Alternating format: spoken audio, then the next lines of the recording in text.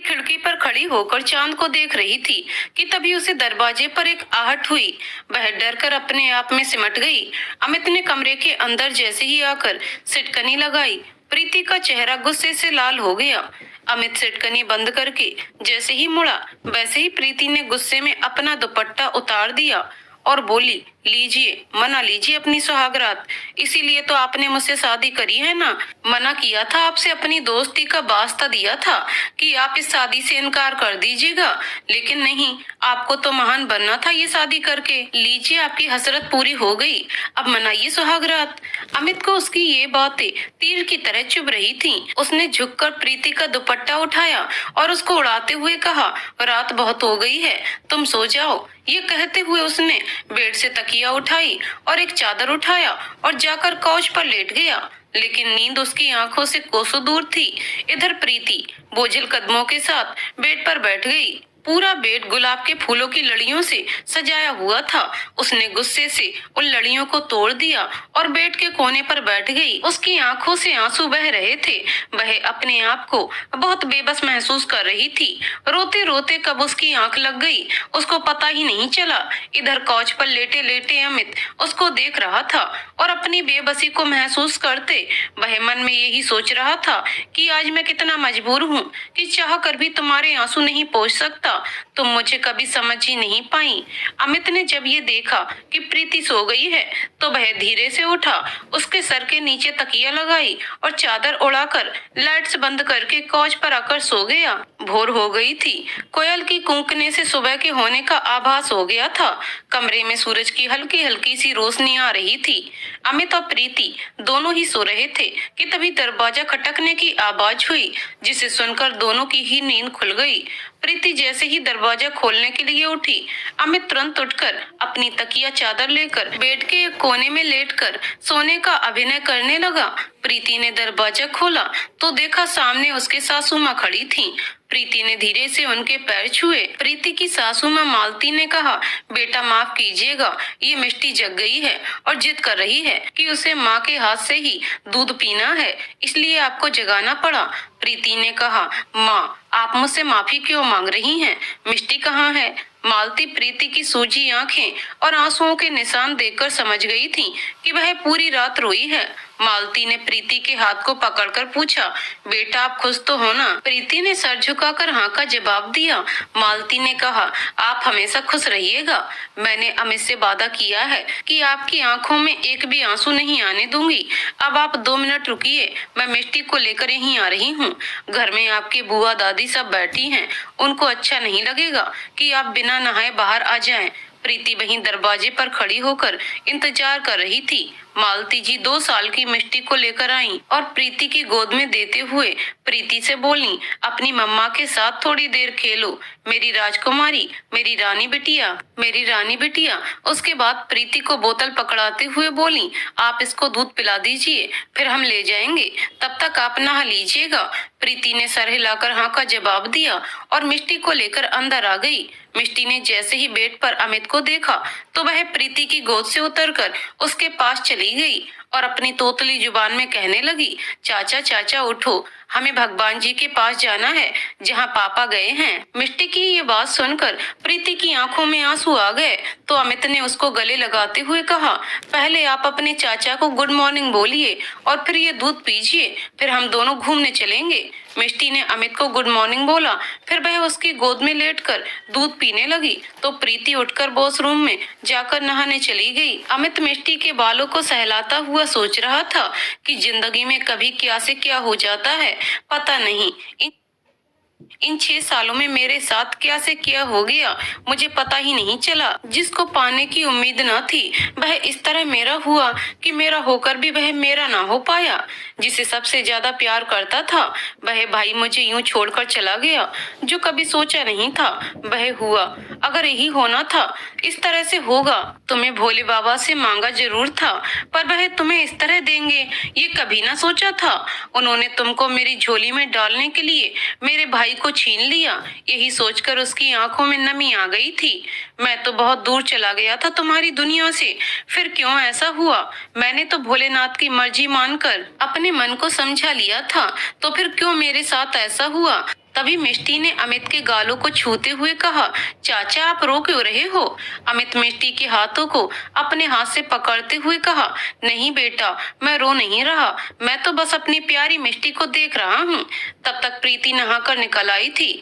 उसने पीले रंग की चुनरी प्रिंट की साड़ी पहनी थी। उसके गीले बालों से पानी टपक रहा था। उसने जैसे ही ड्रेसिंग टेबल के सामने बैठकर सिंदूरदानी उठाकर अपनी मांग भरनी चाहिए, उसकी आंखों से आंसू निकल आए। अमित से प्रीति का उदास चेहरा नहीं देखा गया तो वह मिष्टी को लेकर बाहर चला गया। प्रीति ने अपनी मांग भरते हुए सिंदूरदानी को रख दिया और सुमित की फोटो के आगे जाकर रोने लग गई। क्यों छोड़कर चले गए आप मुझे? क्यों नहीं मैं आपके नाम का सिंदूर भर सकती हूँ? क्यों मुझे किसी और के नाम का सिंदूर भरना पड़ रहा है? अमित जब कमरे से बाहर आया तो सब लोग हॉल में बैठे थे। वह मिष्टी को खिलाते खिलाते बाहर आ गया। मिष्टी अमित से बोल रही थी, चाचा हम लोग घूमने कब चलेंगे? तभी अमित की बुआ ने कहा, अरे ओ मेरी राजकुमारी, अब ये तुम्हारे चाचा नहीं तुम्हारे पापा हैं।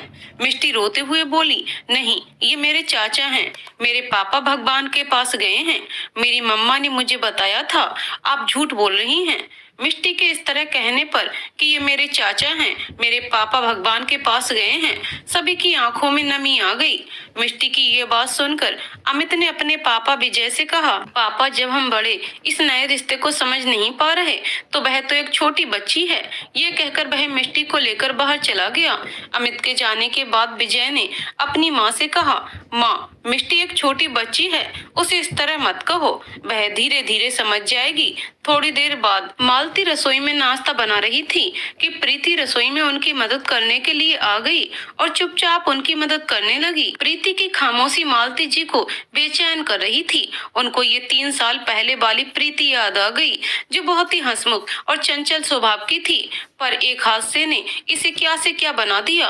हंसना तो जैसे वह भूल ही गई है। अपनी सासू माँ की आवाज पर मालती का ध्यान भंग हुआ। अरे मालती, नाश्ता क्या दोपहर के खाने के समय दोगी? आई माँ कहकर मालती बाहर नाश्ता लगाने लगी। प्रीति भी चाय लेकर उनके साथ बाहर आ गई। तभी अमित मिष्टी के साथ बाहर से जलेबी लेकर आ गया। मिष्टी अमित की गोद से उतरकर प्रीति की गोद में चली गई और बोली, माँ चाचा ने मेरे लिए जलेबी ली है, तुम भी खाओ। चाचा कह रहे थे कि तुम्हारी मम्मा को भी जलेबी बहुत पसंद है। तो प्रीति ने अमित की ओर गुस्से से देखते हुए कहा, मिष्टी जलेबी खाना आपकी मम्मा ने छोड़ दी है। उसकी बात सुनकर अमित ने कहा, माँ मैं नहाने जा रहा हूँ। ये कहकर वह अपने कमरे में चला गया। अमित कमरे में जाकर सुमित की फोटो के आगे खड़े होकर नम आंखों से बोला, क्यों भाई आप चले गए? उसकी नफरत नहीं बर्दाश्त हो रही है मुझसे। की गोद से उतरकर प्रीति की गोद में चली गई और बोली, माँ चाचा ने मेरे लिए जलेबी ली है, तुम भी खाओ। चाचा कह रहे थे कि तुम्हारी मम्मा को भी जलेबी बहुत पसंद है। तो प्रीति ने अमित की ओर गुस्से से देखते हुए कहा, मिष्टी जलेबी खाना आपकी मम्मा ने छोड़ दी है। उसकी बात सुनकर अमित ने कहा, माँ मैं नहाने जा रहा हूँ। ये कहकर वह अपने कमरे में चला गया। अमित कमरे में जाकर सुमित की फोटो के आगे खड़े होकर नम आंखों से बोला, क्यों भाई आप चले गए? उसकी नफरत नहीं बर्दाश्त हो रही है मुझसे। ये कहते हुए वह पल याद आ गया। फ्लैशबैक। अमित जैसे ही डाइनिंग टेबल पर बैठा, माँ नाश्ता लगाइए देर हो रही है। तभी सुमित भी आ गया। और अमित कैसा है? Good morning. Morning good morning भैया। देखिए नाश्ता अभी तक नहीं आया, पता नहीं दोनों क्या कर रही हैं रसोई में। विजय भी आकर बैठ गए। दोनों के साथ बड़ी अच्छी खुशबू आ रही है। तभी प्रीति रसोई से बाहर आते हुए बोली, हाँ पापा ये खुशबू है गरम गरम जलेबियों की जो आज मैंने बनाई है, लीजिए। उसके बाद सुमित को जलेबी देते हुए बोली, आप खाइए, बताइए कैसी बनी है।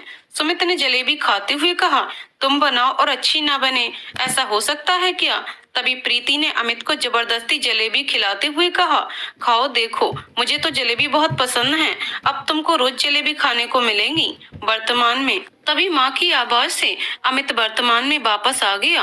अमित नाश्ता करो आकर, प्रीति इंतजार कर रही है। अमित जी माँ कहकर तुरंत नहाने चला गया। थोड़ी देर बाद जब वह नहाकर आया तो बाल बनाते समय मन में सोच रहा था कि प्रीति आज हमसे कितनी नफरत करती है कि उसने अपनी पसंद भी बदल दी है। डाइनिंग टेबल पर प्रीति और मालती दोनों ही अमित का इंतजार कर रहे थे। प्रीति दादी माँ के कहने से अमित का इंतजार कर रही थी, क्योंकि उनका हुक्म था कि पति से पहले पत्नी खाना नाश्ता नहीं करेगी। अमित देरी से आने की माफी मांगते हुए कुर्सी खिसकाकर बैठ गया। मालती जी जैसे ही अमित को नाश्ता परोसने के लिए उठी तो वैसे ही दादी माँ ने तुरंत मालती को टोक दिया, कब तक तुम अमित का ध्यान रखोगी? अब उसकी पत्नी है तो अब वह उसको नाश्ता परोसेगी। प्रीति चुपचाप नाश्ता परोसने लगी और अमित उसके चेहरे को देख रहा था। उसका चेहरा भावहीन था। अमित चुपचाप नाश्ता करने लगा, वहीं प्रीति और मालती भी नाश्ता करने लगी। अमित की नजरें प्रीति के ऊपर थीं, जो नाश्ते की प्लेट पर चम्मच बस इधर उधर कर रही थी और कुछ भी नहीं खा रही थी। मालती ने जब प्रीति से कहा, बेटा नाश्ता तो कर लीजिए, तो प्रीति ने कहा, माँ मुझे भूख नहीं है, मैं कुछ काम है तो कमरे में जा रही हूँ। प्रीति जैसे ही जाने लगी तो दादी माँ ने टोका, जब तक पति नाश्ता करे तब तक पास बैठकर उससे बातें करनी चाहिए। ये बात तो तुझे पता होनी चाहिए, क्योंकि ये तेरी पहली शादी तो है नहीं। दादी की ये बात प्रीति के दिल में चुभ गई और वो गुस्से में अमित को देख रही थी। अमित नाश्ता करके उठा। उसने अपने पिता से कहा, पापा मेरी छुट्टियां खत्म हो रही हैं और मुझे वापस जाना है। विनय जी ने कहा, पर बेटा इतनी जल्दी? पर क्यों, तुम्हारी तो छुट्टी अभी बची है। मालती जी ने उनकी बात काटते हुए कहा, बेटा आज शाम को तुम दोनों को मंदिर भगवान को चढ़ावा चढ़ाने जाना है और कल सुबह सत्यनारायण जी की पूजा है, जिसमें तुम दोनों को ही बैठना है। अमित, पर माँ मैंने आपसे मना किया था।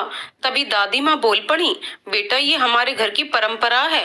विवाह के बाद नव विवाहित जोड़े से भगवान को चढ़ावा चढ़ता है और सत्यनारायण की कथा सुनी जाती है, इसलिए तुम इसे टाल नहीं सकते।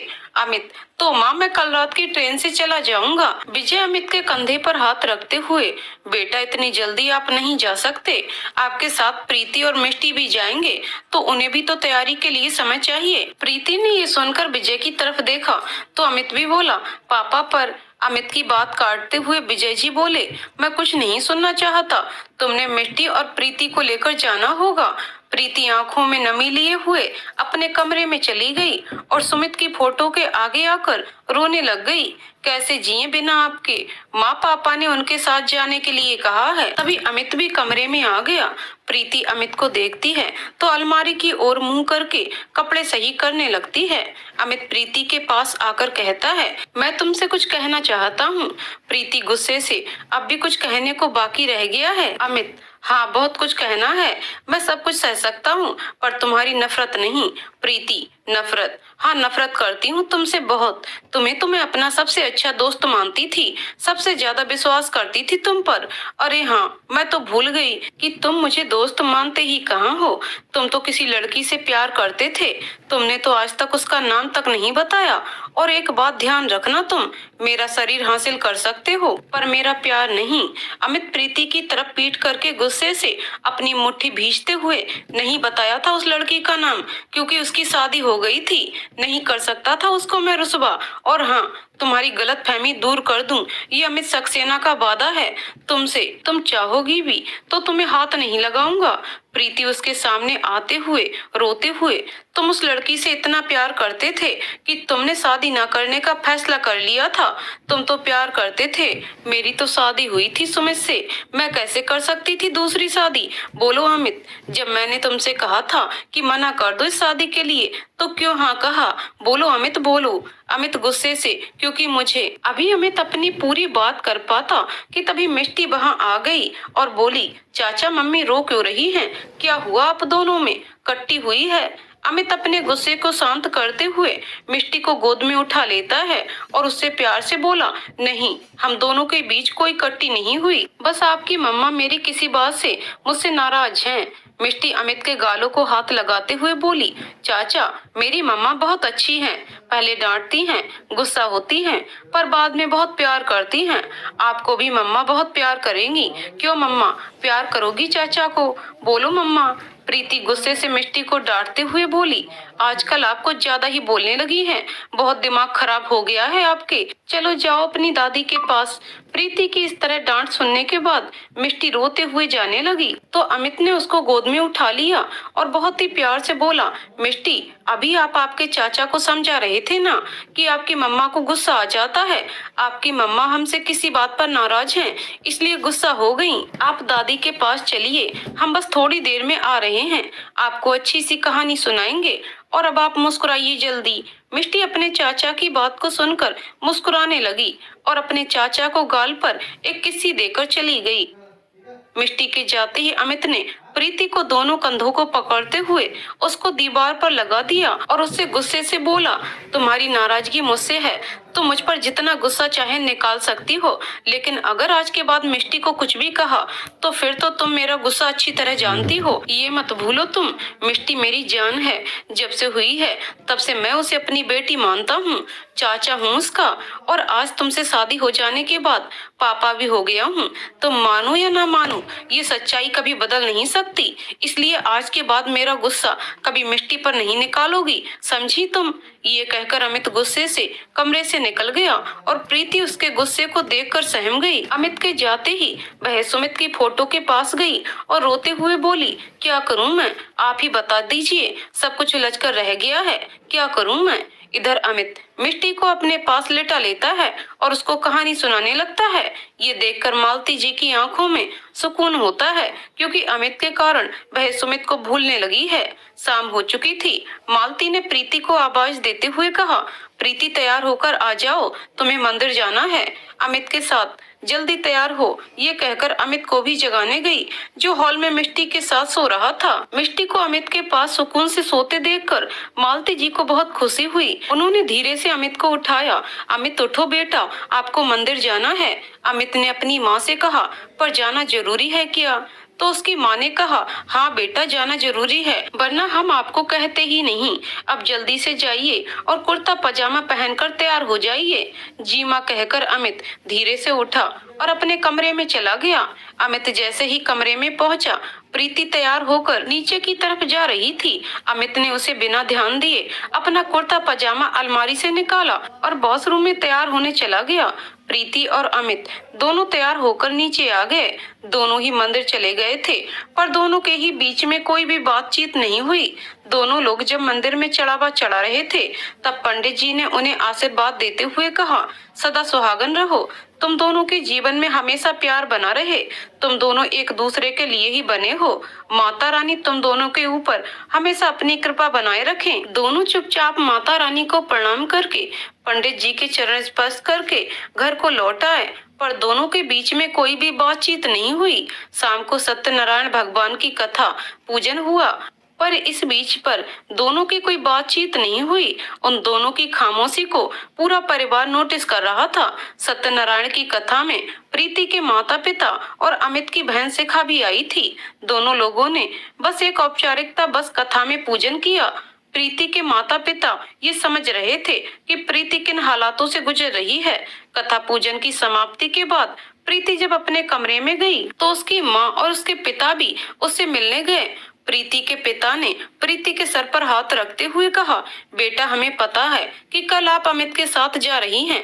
हम जानते हैं आप जिस रिश्ते में अमित के साथ बंधी हैं, उसे स्वीकार करना अभी आपके बस में नहीं है। हम बस आपसे इतना कहना चाहेंगे, जिंदगी बार बार किसी को मौका नहीं देती। सुमित आपका भूतकाल थे, आपका पास्ट थे, अमित आपका वर्तमान है और हर इंसान को अपने वर्तमान के साथ जीना पड़ता है।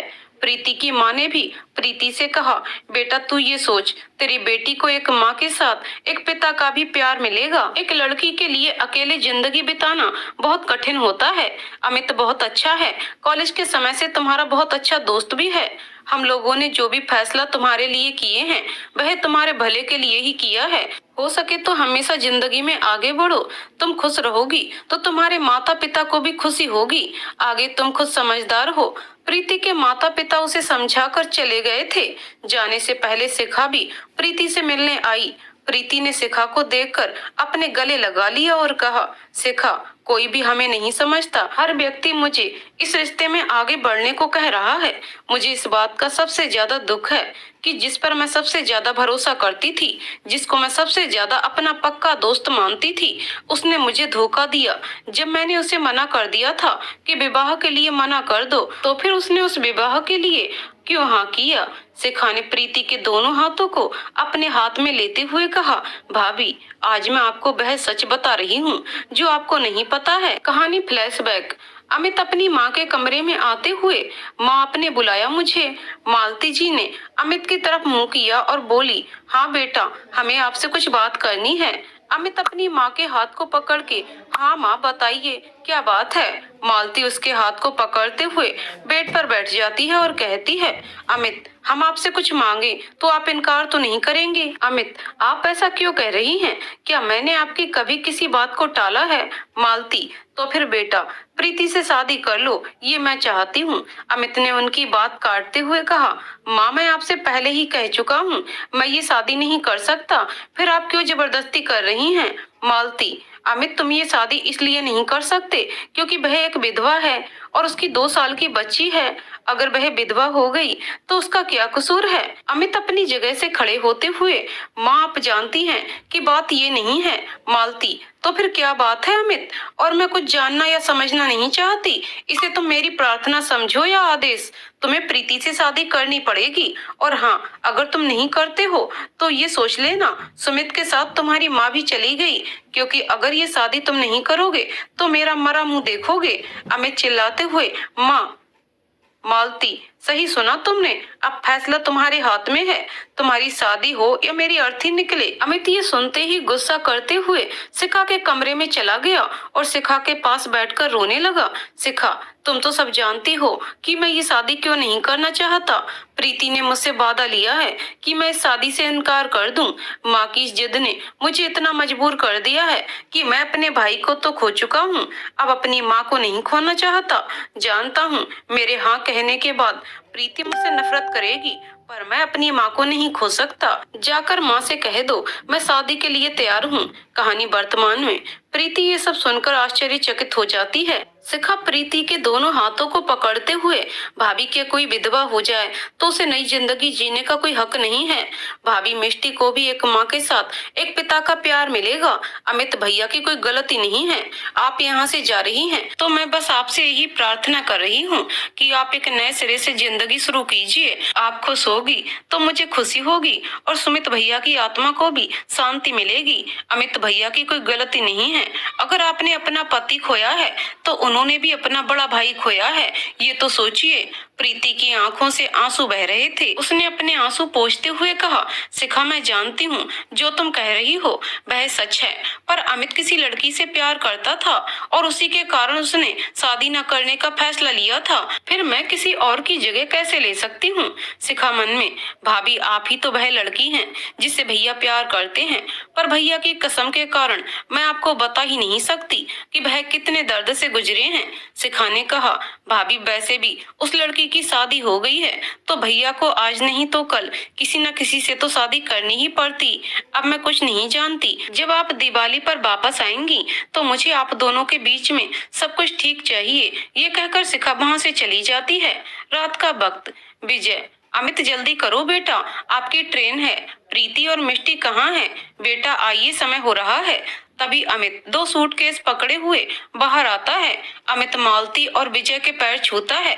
उसके बाद वह अपनी दादी माँ के भी गले लगता है और सूटकेस लेकर बाहर गाड़ी में रखने लगता है। प्रीति अपनी दादी माँ के पैर छूती है और उसके बाद मालती और विजय के पैर छूती है। मालती प्रीति को गले लगाते हुए, बेटा, अपनी नई जिंदगी पुराना सब कुछ भूलकर प्रारंभ करो। अमित और मिष्टी दोनों ही तुम्हारी जिम्मेदारी हैं। मिष्टी अपने दादी और बाबा के गालों में प्यार करके कहती है, दादी बाबा, आप दोनों अपना ख्याल रखिएगा और हमसे रोज फोन पर बात कीजिएगा और हमसे मिलने भी आइएगा। दोनों उसकी बात सुनकर भावुक हो जाते हैं। शिखा अपनी माँ से, माँ, मैं भाभी और भैया को छोड़ते हुए अपने घर चली जाऊंगी। गाड़ी में आगे संजीव, शिखा के पति और अमित बैठे थे। प्रीति, मिष्टी और शिखा पीछे बैठे थे। संजीव गाड़ी चला रहे थे। रेलवे स्टेशन पहुंचकर सब लोग प्लेटफार्म पर पहुंचे। गाड़ी अपने राइट टाइम पर थी। अमित संजीव के पैर छूता है और शिखा को गले लगाते हुए कहता है, माँ पापा का ध्यान रखना, बीच बीच में उनसे मिलने जाती रहना। शिखा भी उनसे अपना ध्यान रखने को कहती है। प्रीति दोनों से नमस्ते करते हुए गाड़ी में बैठ जाती है। मिष्टी, बुआ आप मेरे यहाँ छुट्टियों में जरूर आना। शिखा की आंखों से आंसू आ जाते हैं और वह उसके गाल पर किस्सी करती है और कहती है, मैं जैसे ही टाइम मिलता है तुमसे मिलने वहाँ जरूर आऊंगी। अमित प्रीति से कोई भी बात नहीं करता है। प्रीति अपनी बर्थ पर मिष्टी को लेकर लेट जाती है और अमित ठीक सामने वाली बर्थ पर होता है और वह भी लेट जाता है।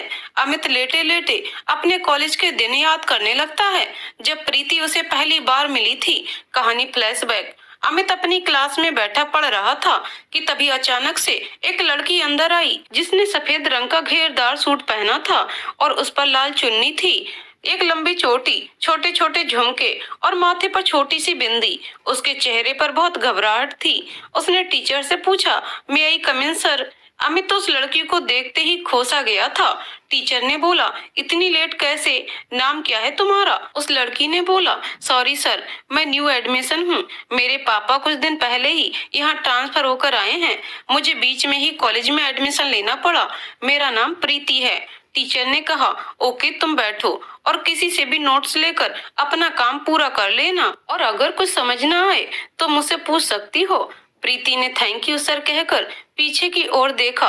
क्लास में सिर्फ अमित के पास एक सीट खाली थी। प्रीति वहां बैठ गई। अमित तो प्रीति को पास देखकर जैसे पागल सा हो गया था। दिन बीतते गए। प्रीति भी अमित के दोस्तों के ग्रुप में शामिल हो गई थी। प्रीति और अमित की बहुत अच्छी दोस्ती हो गई थी, लेकिन अमित के दिल में प्रीति की चाहत दिन पर दिन बढ़ती जा रही थी। वह कब प्रीति से प्यार करने लगा उसे पता ही नहीं चला। फाइनल एग्जाम होने वाले थे। अमित ने मन ही मन फैसला किया, एग्जाम खत्म होते ही वो प्रीति से अपने दिल की बात कह देगा। जिस दिन एग्जाम का लास्ट पेपर था, वह मूड बनाकर आया था कि प्रीति से अपने दिल की बात कह देगा। एग्जाम खत्म हो गए। सब लोग हॉल के बाहर आए और बातचीत करने लगे। अमित के दोस्त ने अमित से कहा, अब तो उस लड़की का नाम बता दो जिसे तुम पिछले 2 सालों से प्यार करते हो।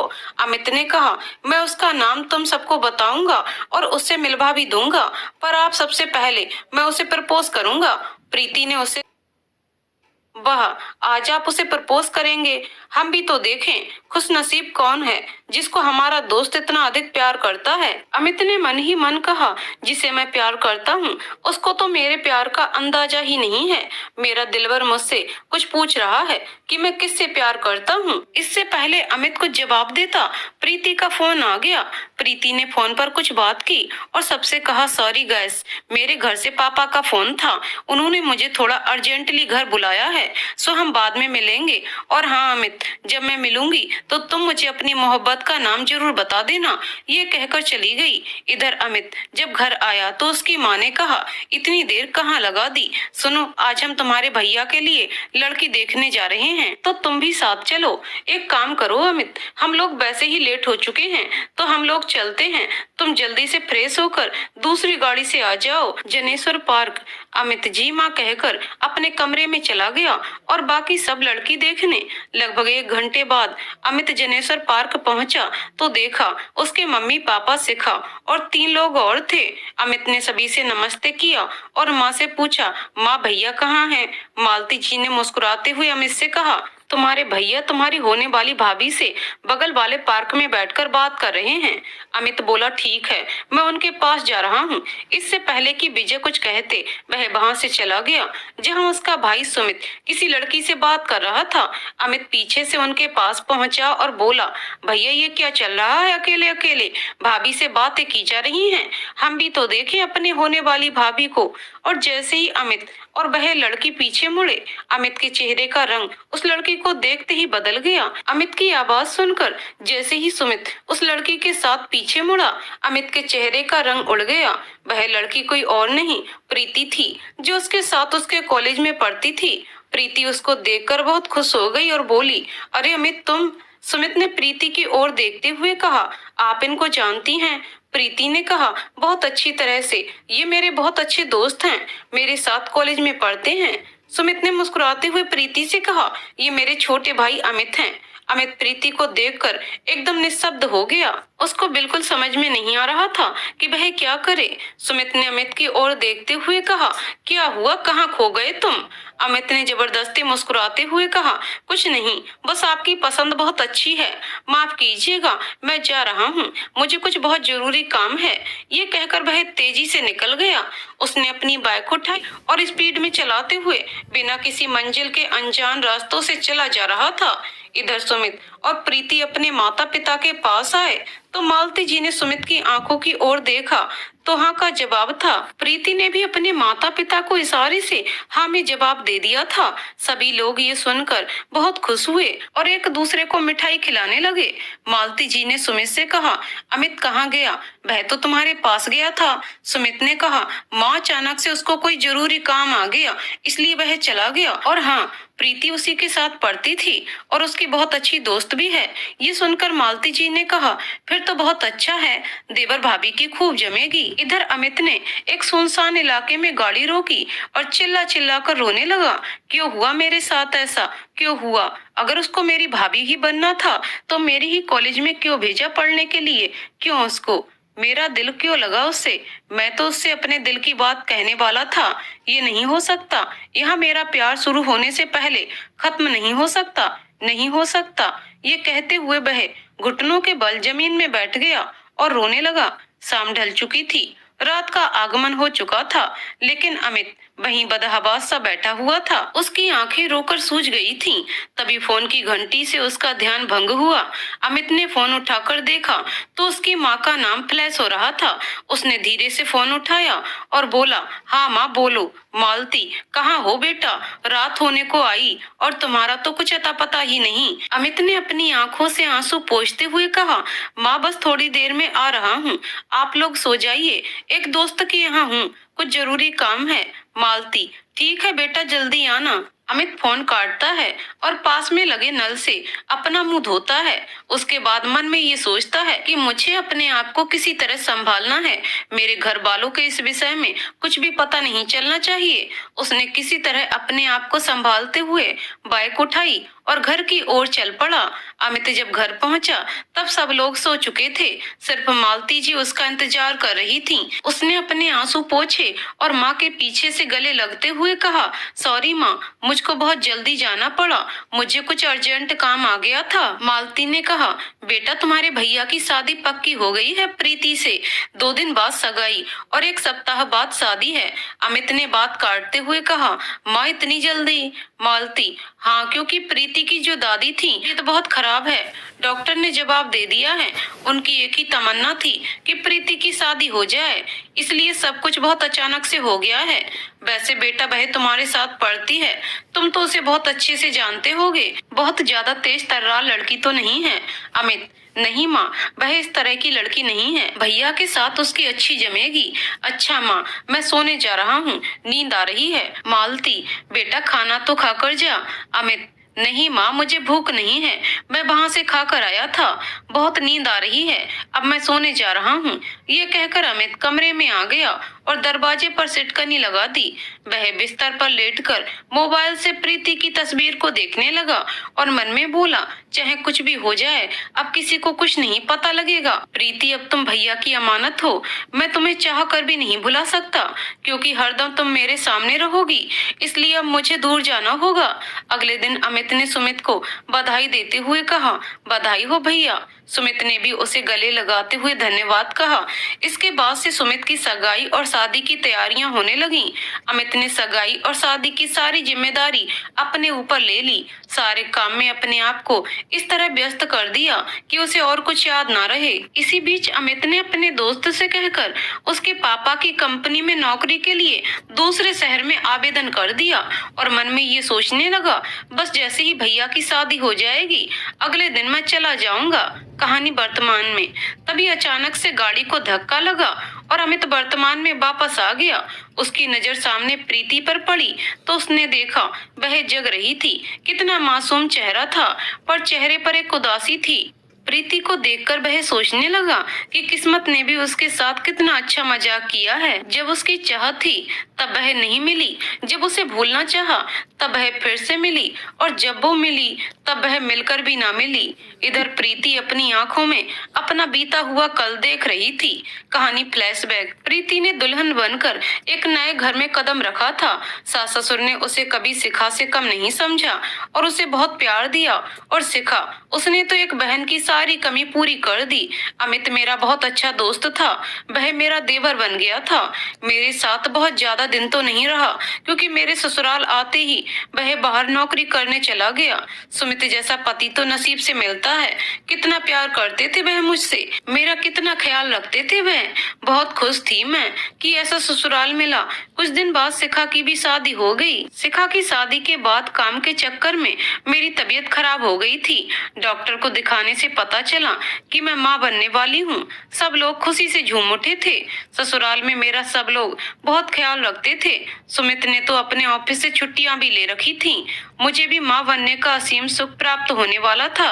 यही सोचकर मैं और प्रसन्न थी। 9 महीने कब बीत गए पता ही नहीं चला, और मैं एक प्यारी सी गुड़िया की माँ बन गई। बेटी होने की खबर सुनकर अमित भी घर आया। वह मेरी बेटी को बहुत खिलाता था। कभी कभी सुमित मजाक में कह भी देता था कि मिष्टी मेरी बेटी कम और अमित की लाडली ज्यादा है। दिन हंसी खुशी बीत रहे थे। माँ अमित से भी शादी के लिए कहती, पर हर बार वह मना कर देता। शिखा से मुझे पता चला कि वह किसी से बहुत प्यार करता था, पर उसकी शादी हो गई। इसी बीच मेरी बेटी 1 साल की हो गई थी। वह घुटने के बल चलने लगी थी और इस घर को एक प्यारा सा खिलौना मिल गया था। अमित भी अब मिष्टी के कारण जल्दी जल्दी घर आ जाता था। माँ के कहने पर मैंने अमित को समझाने की बहुत कोशिश की, पर अमित मुझसे कटा कटा रहता और बस एक ही बात कहता, मुझे शादी नहीं करनी है। समय अपनी रफ्तार से बीत रहा था। मिष्टी 2 साल की हो गई थी। उसका दूसरा जन्मदिन सुमित ने बहुत अच्छे से मनाया था। सब बहुत खुश थे। शायद किसी को नहीं पता था इस समय वह आखिरी बार मिष्टी का जन्मदिन मना रहा है। शायद वह किसी को नहीं पता था कुछ दिन बाद ही उनकी खुशियों पर ग्रहण लगने वाला है।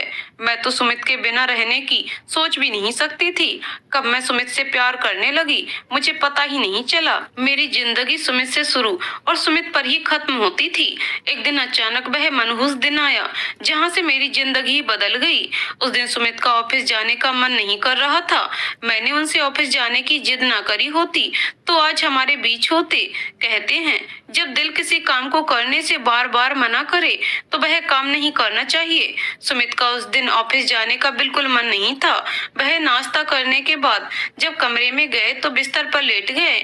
मैंने उससे पूछा क्या हुआ, तबीयत नहीं ठीक है क्या? सुमित ने मेरा हाथ पकड़ते हुए कहा, मेरी तबीयत बिल्कुल ठीक है, पर आज ऑफिस जाने का मन नहीं कर रहा है। सोच रहा हूँ आज पूरा दिन अपनी बीबी के नाम कर दूं। तब मैंने उनके हाथों को चूमते हुए कहा, क्या बात है, आज बड़ा प्यार आ रहा है। आप ऑफिस नहीं जाएंगे तो कैसे काम चलेगा? अब आप एक बेटी के पिता भी बन गए हैं तो हमें अपनी बेटी के भविष्य के लिए भी सोचना है, इसलिए ऑफिस जाना जरूरी है। सुमित ने भी मेरा हाथ चूमते हुए कहा, तुम्हें नहीं लगता कि हमें अपने परिवार को बढ़ाना चाहिए? मिष्टी अब 2 साल की हो गई है और अब एक प्यारा सा बेटा हो जाए तो अपना परिवार पूरा हो जाएगा। मैंने शर्माते हुए अपना सिर नीचा कर लिया और कहा, हाँ ठीक है, मैं भी यही चाहती हूँ। तो सुमित ने मेरे गालों को चूमा और कहा, चलो फिर हम दोनों का मन है तो मिष्टी का भाई अभी ले आते हैं। मैं उनकी बात सुनकर अबाक रह गई और मैंने गुस्से से उन्हें आंख दिखाते हुए कहा, अब आप ऑफिस जा रहे हैं कि नहीं? हर समय मस्ती मजाक। तो सुमित ने कहा, सबकी बीबियां अपने पति से कहती हैं कि आज ऑफिस मत जाओ, और एक मेरी बीबी है जो मुझे जबरदस्ती ऑफिस भेजने में लगी है। फिर सुमित बेमन से ऑफिस जाने के लिए तैयार होने लगे। जब वह ऑफिस जाने लगे तो उन्होंने मुझे अपने गले लगाते हुए कहा, प्रीति मैं तुमसे बहुत बहुत प्यार करता हूँ। अपना हमेशा ख्याल रखना और खुश रहना, और मेरी मिष्टी का भी बहुत सारा ख्याल रखना। मम्मी पापा और दादी सबकी जिम्मेदारी अब तुम्हारे ऊपर है। मैंने मुस्कुराते हुए कहा, नहीं, जिम्मेदारियां तो हम दोनों मिलकर बांटेंगे। शाम को जल्दी घर आइएगा, आपकी पसंद का खाना बनाएंगे। सुमित ने मेरे माथे पर किस किया और कहा, ख्याल रखना अपना और सबका। उसके बाद मिष्टी को खिलाया, उसको गाल पर किस किया। जाते समय उन्होंने मम्मी, पापा और दादी के पैर छुए और टाटा करते हुए गाड़ी में बैठकर चले गए। किसी को ये नहीं पता था कि अब वह कभी ना वापस आने के लिए जा रहे हैं। दिन ढल गया था। मैंने आज सुमित की पसंद का सारा खाना बनाया। उसके बाद आज मैंने सुमित की पसंद की साड़ी पहनी और हल्का सा श्रृंगार किया और सुमित का इंतजार करने लगी। तभी मेरा मोबाइल बजा, जिसने मेरी दुनिया ही बदल दी। सुमित का एक्सीडेंट हो गया था। थोड़ी देर बाद हम सब लोग हॉस्पिटल में थे, जहां से वह हम सबको मुस्कुराते हुए देख रहे थे। माँ से उन्होंने कुछ कहा। हम तो बदहवास हो चुके थे। कुछ देर बाद वह ऐसा सोए कि कभी वापस न उठे। कहानी वर्तमान में। प्रीति ये सब सोच रही थी। उसकी आंखों से आंसू बह रहे थे। आज जिंदगी ने उसे किसी दोराहे पर लाकर खड़ा कर दिया था। गाड़ी अपनी मंजिल को पहुंचने पर थी। भोर हो चुकी थी। अमित उठते हुए, मिष्टी उठो, स्टेशन आने वाला है। अगले स्टेशन पर हम लोगों को उतरना है। अमित के इतना कहते ही प्रीति उठ गई और मिष्टी को भी उठा लिया। प्रीति नोटिस कर रही थी कि अब अमित उससे बिल्कुल बात नहीं कर रहा था। मिष्टी उठते ही अमित के गले लग गई और कहा, चाचा हम लोग घर पहुंच गए।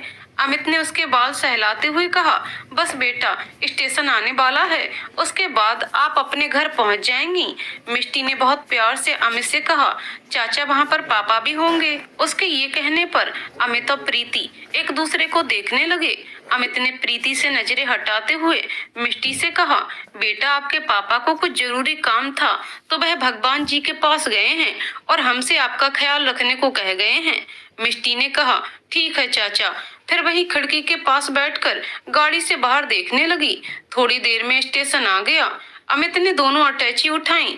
प्रीति ने मिष्टी को गोद में ले लिया और दोनों लोग गाड़ी से उतर गए और बाहर टैक्सी स्टैंड की ओर चले गए।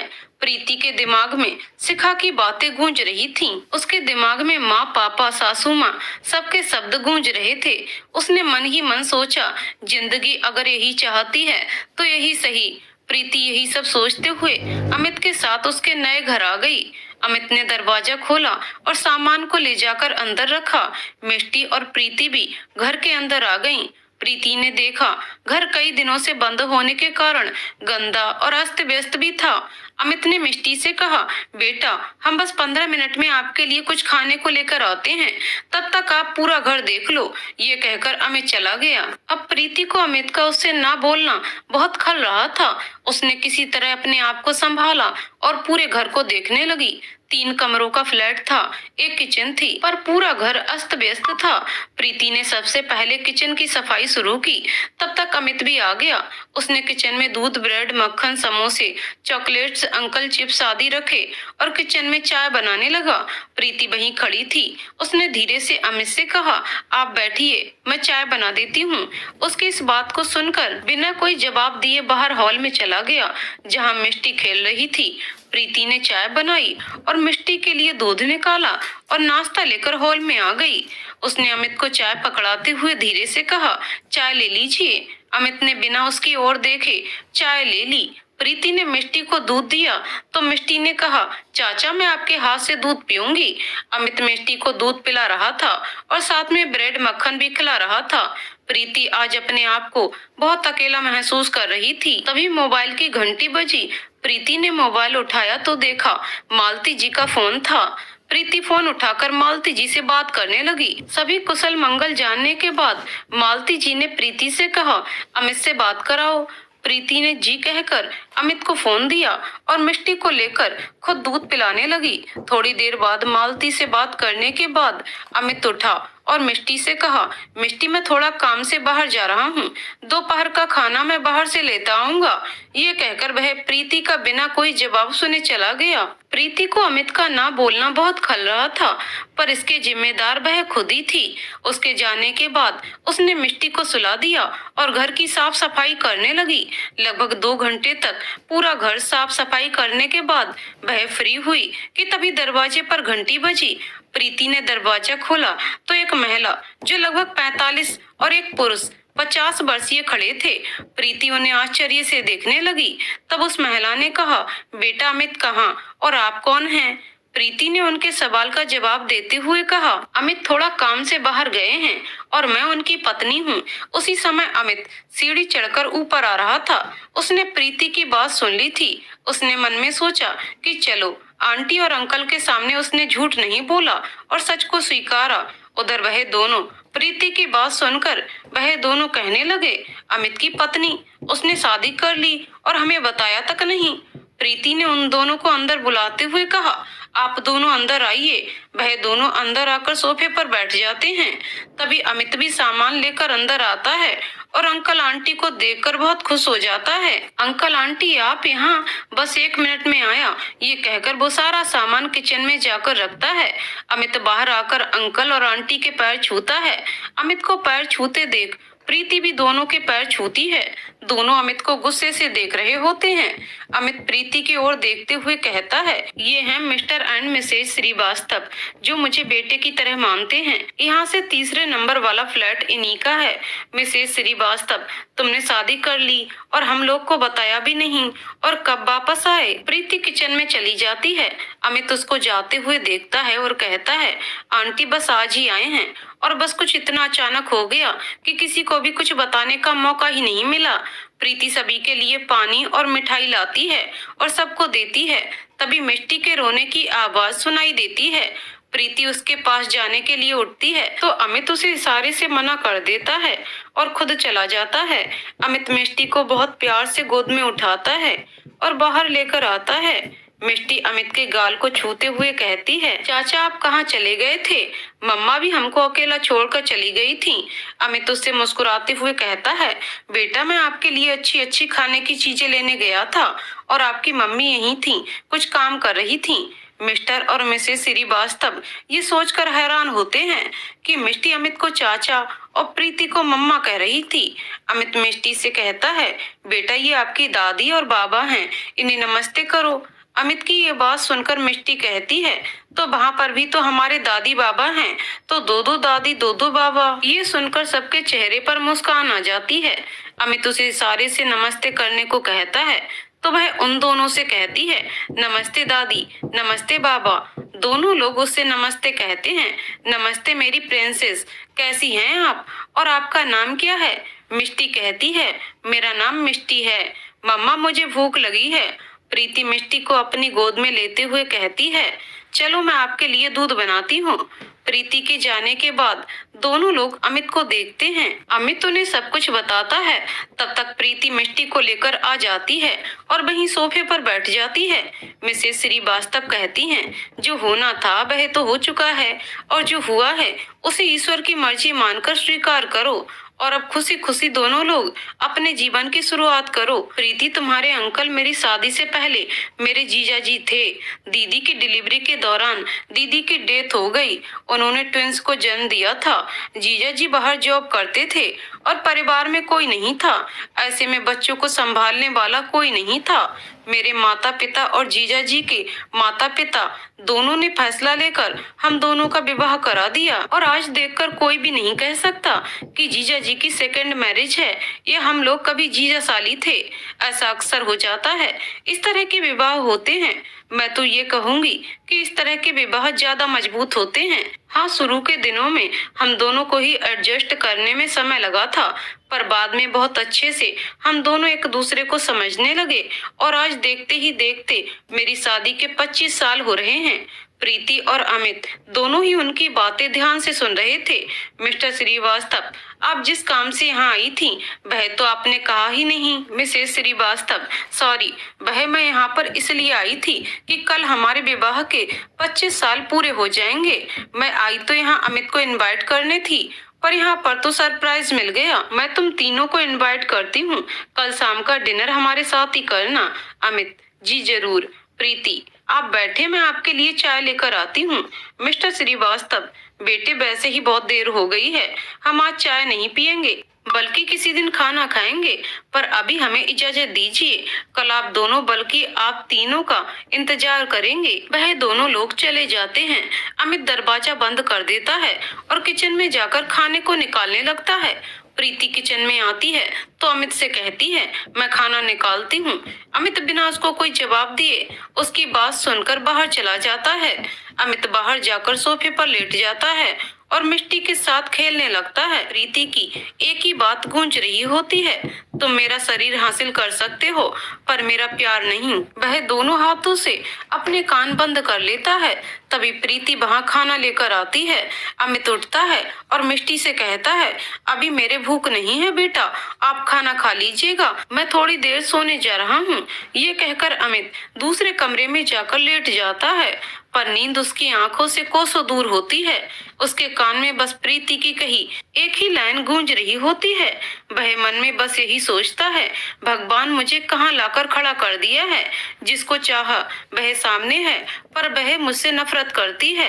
इधर प्रीति भी खाना नहीं खाती और वह मिष्टी को खिलाते खिलाते मन में यही सोच रही होती है, जो सब कह रहे हैं मुझे वही सोचना होगा। पर अमित के दिल में तो कोई और लड़की है। शायद अमित मुझे प्यार कभी ना कर पाए जो सुमित से मिला था, पर फिर भी वह मेरे पति हैं, मुझे इस रिश्ते को निभाना तो है। यही सोचकर वो खाना एक प्लेट में निकालकर अमित के पास जाती है। अमित उसको आता देख अपनी आंखें बंद कर लेता है।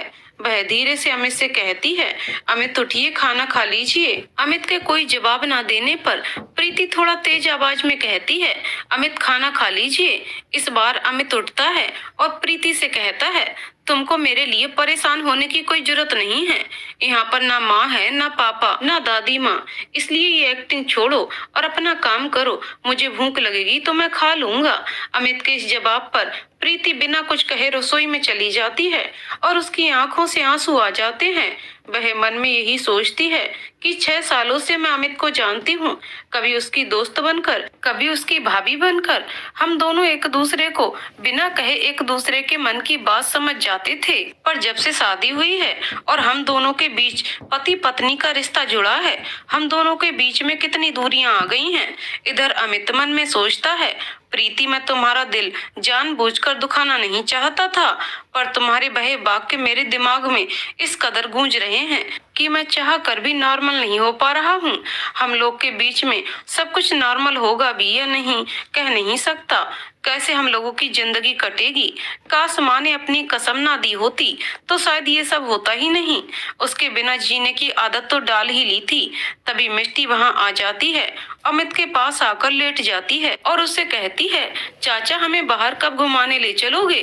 अमित उसके गाल पर हाथ रखते हुए कहता है, बेटा आज ही तो हम लोग आए हैं, कल घूमने चलेंगे। वह जो दादी बाबा आए थे उनके घर पर कल पार्टी है, तो कल हम लोग वहाँ चलेंगे। अच्छा ये बताओ, आपने खाना खाया, कैसा लगा आपको। मिष्टी ने बहुत प्यार से कहा, चाचा खाना तो बहुत अच्छा था, मैंने खाया पर मम्मा ने नहीं खाया। अमित ये बात सुनकर सोच में पड़ जाता है कि प्रीति ने खाना नहीं खाया। उसको ध्यान आया कि शायद मेरे ना खाने के कारण से उसने भी खाना नहीं खाया। अमित मिष्टी से कहता है, बिटिया रानी आप यहीं बैठिए, मैं बस 5 मिनट में आया। और वह मेज पर रखी खाने की प्लेट उठाता है और प्रीति के पास ले जाकर बोलता है, खाना खाओ। प्रीति जो खिड़की के पास खड़ी थी और उसकी आंखों में आंसू थे, अचानक से अमित की आवाज सुनकर चौंक गई। उसने धीरे से कहा, मुझे भूख नहीं है। अमित ने प्लेट वहीं रखी और प्रीति से कहा, आई एम सॉरी। वह गुस्से में कुछ ज्यादा ही बोल दिया। चलो खाना खाओ और मेरा भी खाना परोस दो। प्रीति ने उसकी ओर बिना देखे खाने की प्लेट उठाई और किचन में जाकर खाना गर्म करके 2 प्लेट में खाना ले आई। एक प्लेट उसने अमित को पकड़ा दी और एक प्लेट उसने खुद लेकर सोफे पर बैठ गई। अमित भी वहीं दूसरी तरफ सोफे पर बैठकर खाना खाने लगा। दोनों में और कोई बातचीत नहीं हुई, पर दोनों ही चोर नजरों से एक दूसरे को देख रहे थे। खाना खत्म करने के बाद अमित अपना ऑफिस का काम करने लगा और प्रीति मिष्टी के साथ खेलते हुए किचन को सेट कर रही थी। शाम ढल चुकी थी, रात का शुभारंभ हो गया था। अमित उठा तो उसने देखा प्रीति सोफे पर बैठी हुई मिष्टी के साथ खेल रही थी और उसकी आंखों में नींद भी भरी हुई थी। अमित ने मिष्टी को गोद में उठा लिया और उसे बालकनी में लेकर चला गया। इधर प्रीति सोफे पर लेट गई और सो गई। अमित थोड़ी देर में आया तो प्रीति को सोता देखकर उसके ऊपर कंबल उड़ा दिया और उसने मिष्टी को भी सुला दिया और खुद भी थोड़ी देर आराम करने लगा। अमित लेटे लेटे मन में सोच रहा था, क्या करूं और कैसे जीवन व्यतीत करूं, कुछ समझ में नहीं आ रहा। उसका मन बेचैन हो रहा था तो उसने धीमी आवाज में टीवी खोल दिया और न्यूज लगाकर देखने लगा। लगभग 1 घंटे बाद प्रीति 2 कप कॉफी लेकर आ गई।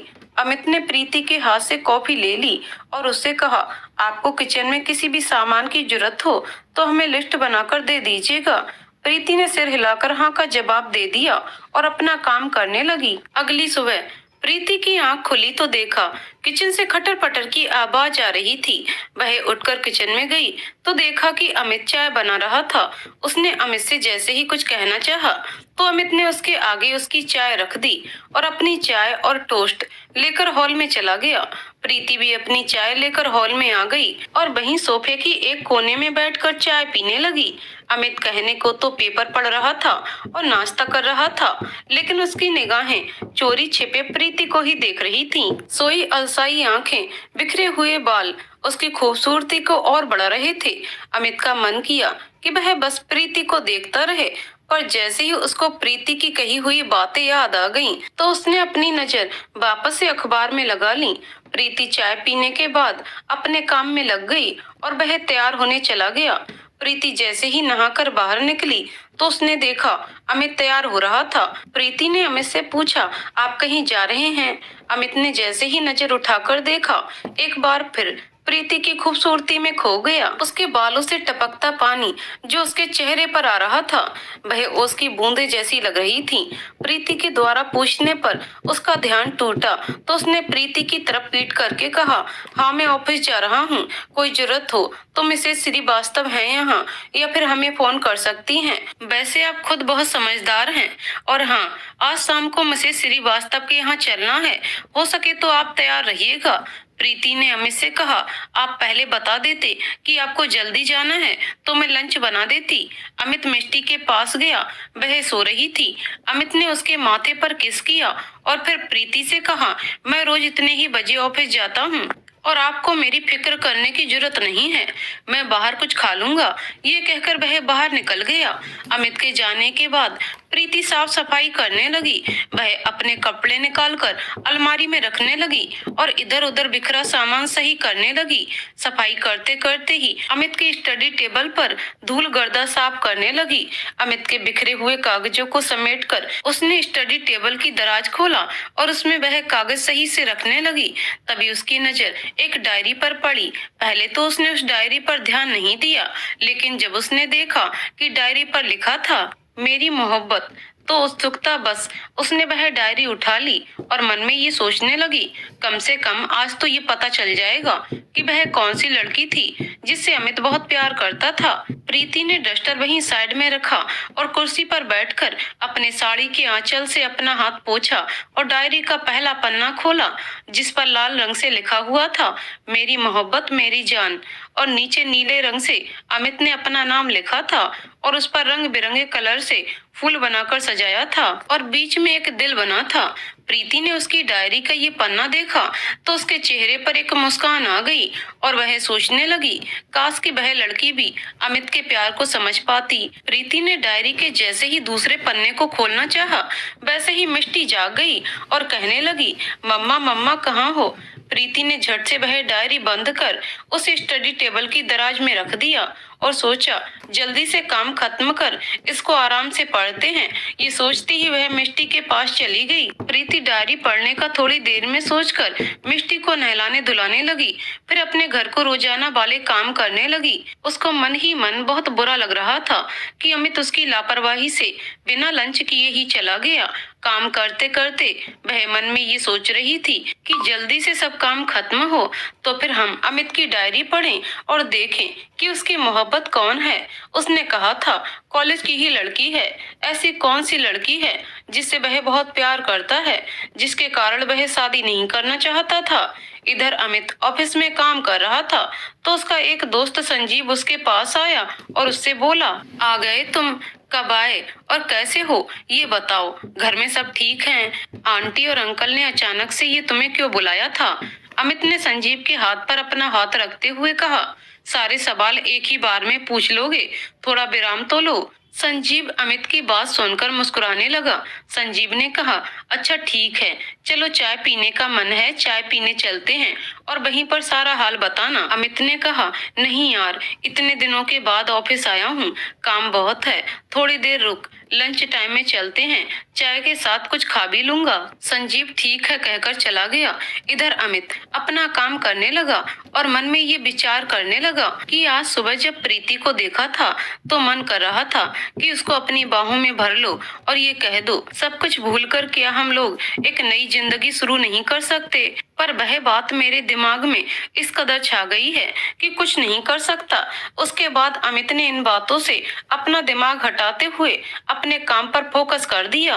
प्रीति काम खत्म करके जैसे ही डायरी पढ़ने के लिए उठी, उसके मन में ये ख्याल आया कि एक बार अमित से फोन करके कह दे वह बाहर कुछ खा ले। फिर मन में ये विचार आया, मैं फोन नहीं करूंगी। प्रीति अभी इसी कसमकस में थी कि वह अमित को फोन करे या ना करे कि तभी उसकी सासू माँ मालती जी का फोन आ गया। वह मालती जी से बात करने लगी। सारा हालचाल जानने के बाद मालती जी ने प्रीति से कहा, प्रीति, तुम्हारे और अमित के बीच में सब ठीक है? देखो बेटा, मैंने तुमको कभी बहू नहीं समझा, हमेशा बेटी माना है। बेटा, मैंने अपनी कसम देकर अमित को मजबूर किया था तुमसे शादी करने के लिए। बेटा, अब तो तुम भी एक माँ हो तो एक माँ के दिल की हालत समझ सकती हो। तुम्हारे माता पिता तुम्हारी शादी कराना चाहते थे, अमित उस लड़की के कारण शादी करना नहीं चाहता था और मैं अपनी पोती और बहू को अपने से दूर होते नहीं देख सकती थी। बस इसीलिए हो सके तो हमको माफ कर देना और अगर तुम अमित के साथ खुशी खुशी अपने वैवाहिक जीवन में आगे बढ़ सको तो मुझे लगेगा तुमने मुझे माफ कर दिया है। और यकीन मानो, सबसे ज्यादा खुशी मुझे होगी। अपना ध्यान रखना और मिष्टी और अमित को मेरा प्यार देना।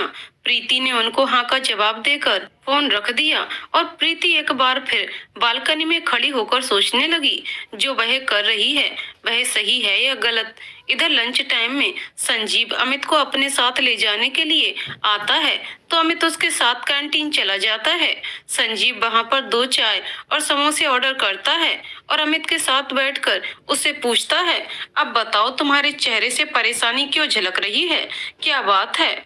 अमित संजीव की तरफ देखते हुए कहता है, तुझे तो पता ही है सब। यार प्लीज, कॉलेज में मैं जिस लड़की से प्यार करता था और जब मैं उसे अपने प्यार का इजहार करने वाला था उसी दिन इत्तेफाकन उस लड़की से मेरे भैया की शादी हो गई। मैंने किसी तरह अपने दर्द को भुलाने की कोशिश की और घर से बहुत दूर यहाँ चला आया, पर किस्मत ने मेरे साथ फिर एक बार मजाक किया। तुम्हें तो पता ही है कि मेरे भैया की एक्सीडेंट में डेथ हो गई। वहां तक तो सब कुछ ठीक था, पर फिर वह अब तक की सारी कहानी संजीव को बता देता है। उसकी कही वह बात मेरे दिल को कचोटती है। उसको परेशान भी नहीं देख सकता हूँ। प्यार करता हूँ उससे बहुत ज्यादा, पर जब वह मेरे सामने आती है उसकी कही बात मुझे याद आ जाती है। तू ही बता मैं क्या करूँ? संजीव उसके हाथ पर हाथ रखते हुए कहता है, परेशान मत हो, सब ठीक हो जाएगा। तब तक वेटर चाय और समोसे दे जाता है। संजीव और अमित दोनों ही चाय पीते हैं। चाय पीते पीते संजीव कहता है, अमित तू उसे थोड़ा वक्त दे, धीरे धीरे सब सही हो जाएगा। अच्छा एक बात बता, उसे पता है कि तू उससे प्यार करता है? अमित ने चाय का एक घूंट पीते हुए कहा, नहीं यार, उसे कुछ पता नहीं और अब तो मैं बिल्कुल नहीं चाहता कि उसे पता लगे कि वह ही मेरी मोहब्बत है, क्योंकि अगर उसे पता लग गया तो वह यही समझेगी कि मैंने अपने स्वार्थ के लिए उससे शादी करी है और फिर मैं उसकी नजरों में हमेशा के लिए गिर जाऊंगा। ये बात सिर्फ तुम और शिखा जानते हैं। शिखा को तो मैंने अपनी कसम दे रखी है, वह किसी से कुछ नहीं कहेगी और तुमसे भी यही रिक्वेस्ट है, प्लीज उसे कभी नहीं पता चलना चाहिए कि मेरी मोहब्बत का नाम प्रीति है। संजीव उसके हाथ पर हाथ रखकर कहता है, मैं कभी कुछ नहीं कहूंगा, लेकिन एक ना एक दिन उसे ये सच जरूर पता चलेगा। और मैं भोलेनाथ से प्रार्थना करता हूँ कि जल्दी तुम लोग लाइफ में सब ठीक हो। अमित ने कहा, अच्छा चलो, अब टाइम हो गया है, मुझे जल्दी भी निकलना है। मिस्टर श्रीवास्तव की एनिवर्सरी है तो उनके लिए कुछ गिफ्ट भी लेना है। संजीव ने कहा, हाँ चलो। और वह बिल पेमेंट करके अमित के साथ ऑफिस वापस आ गया।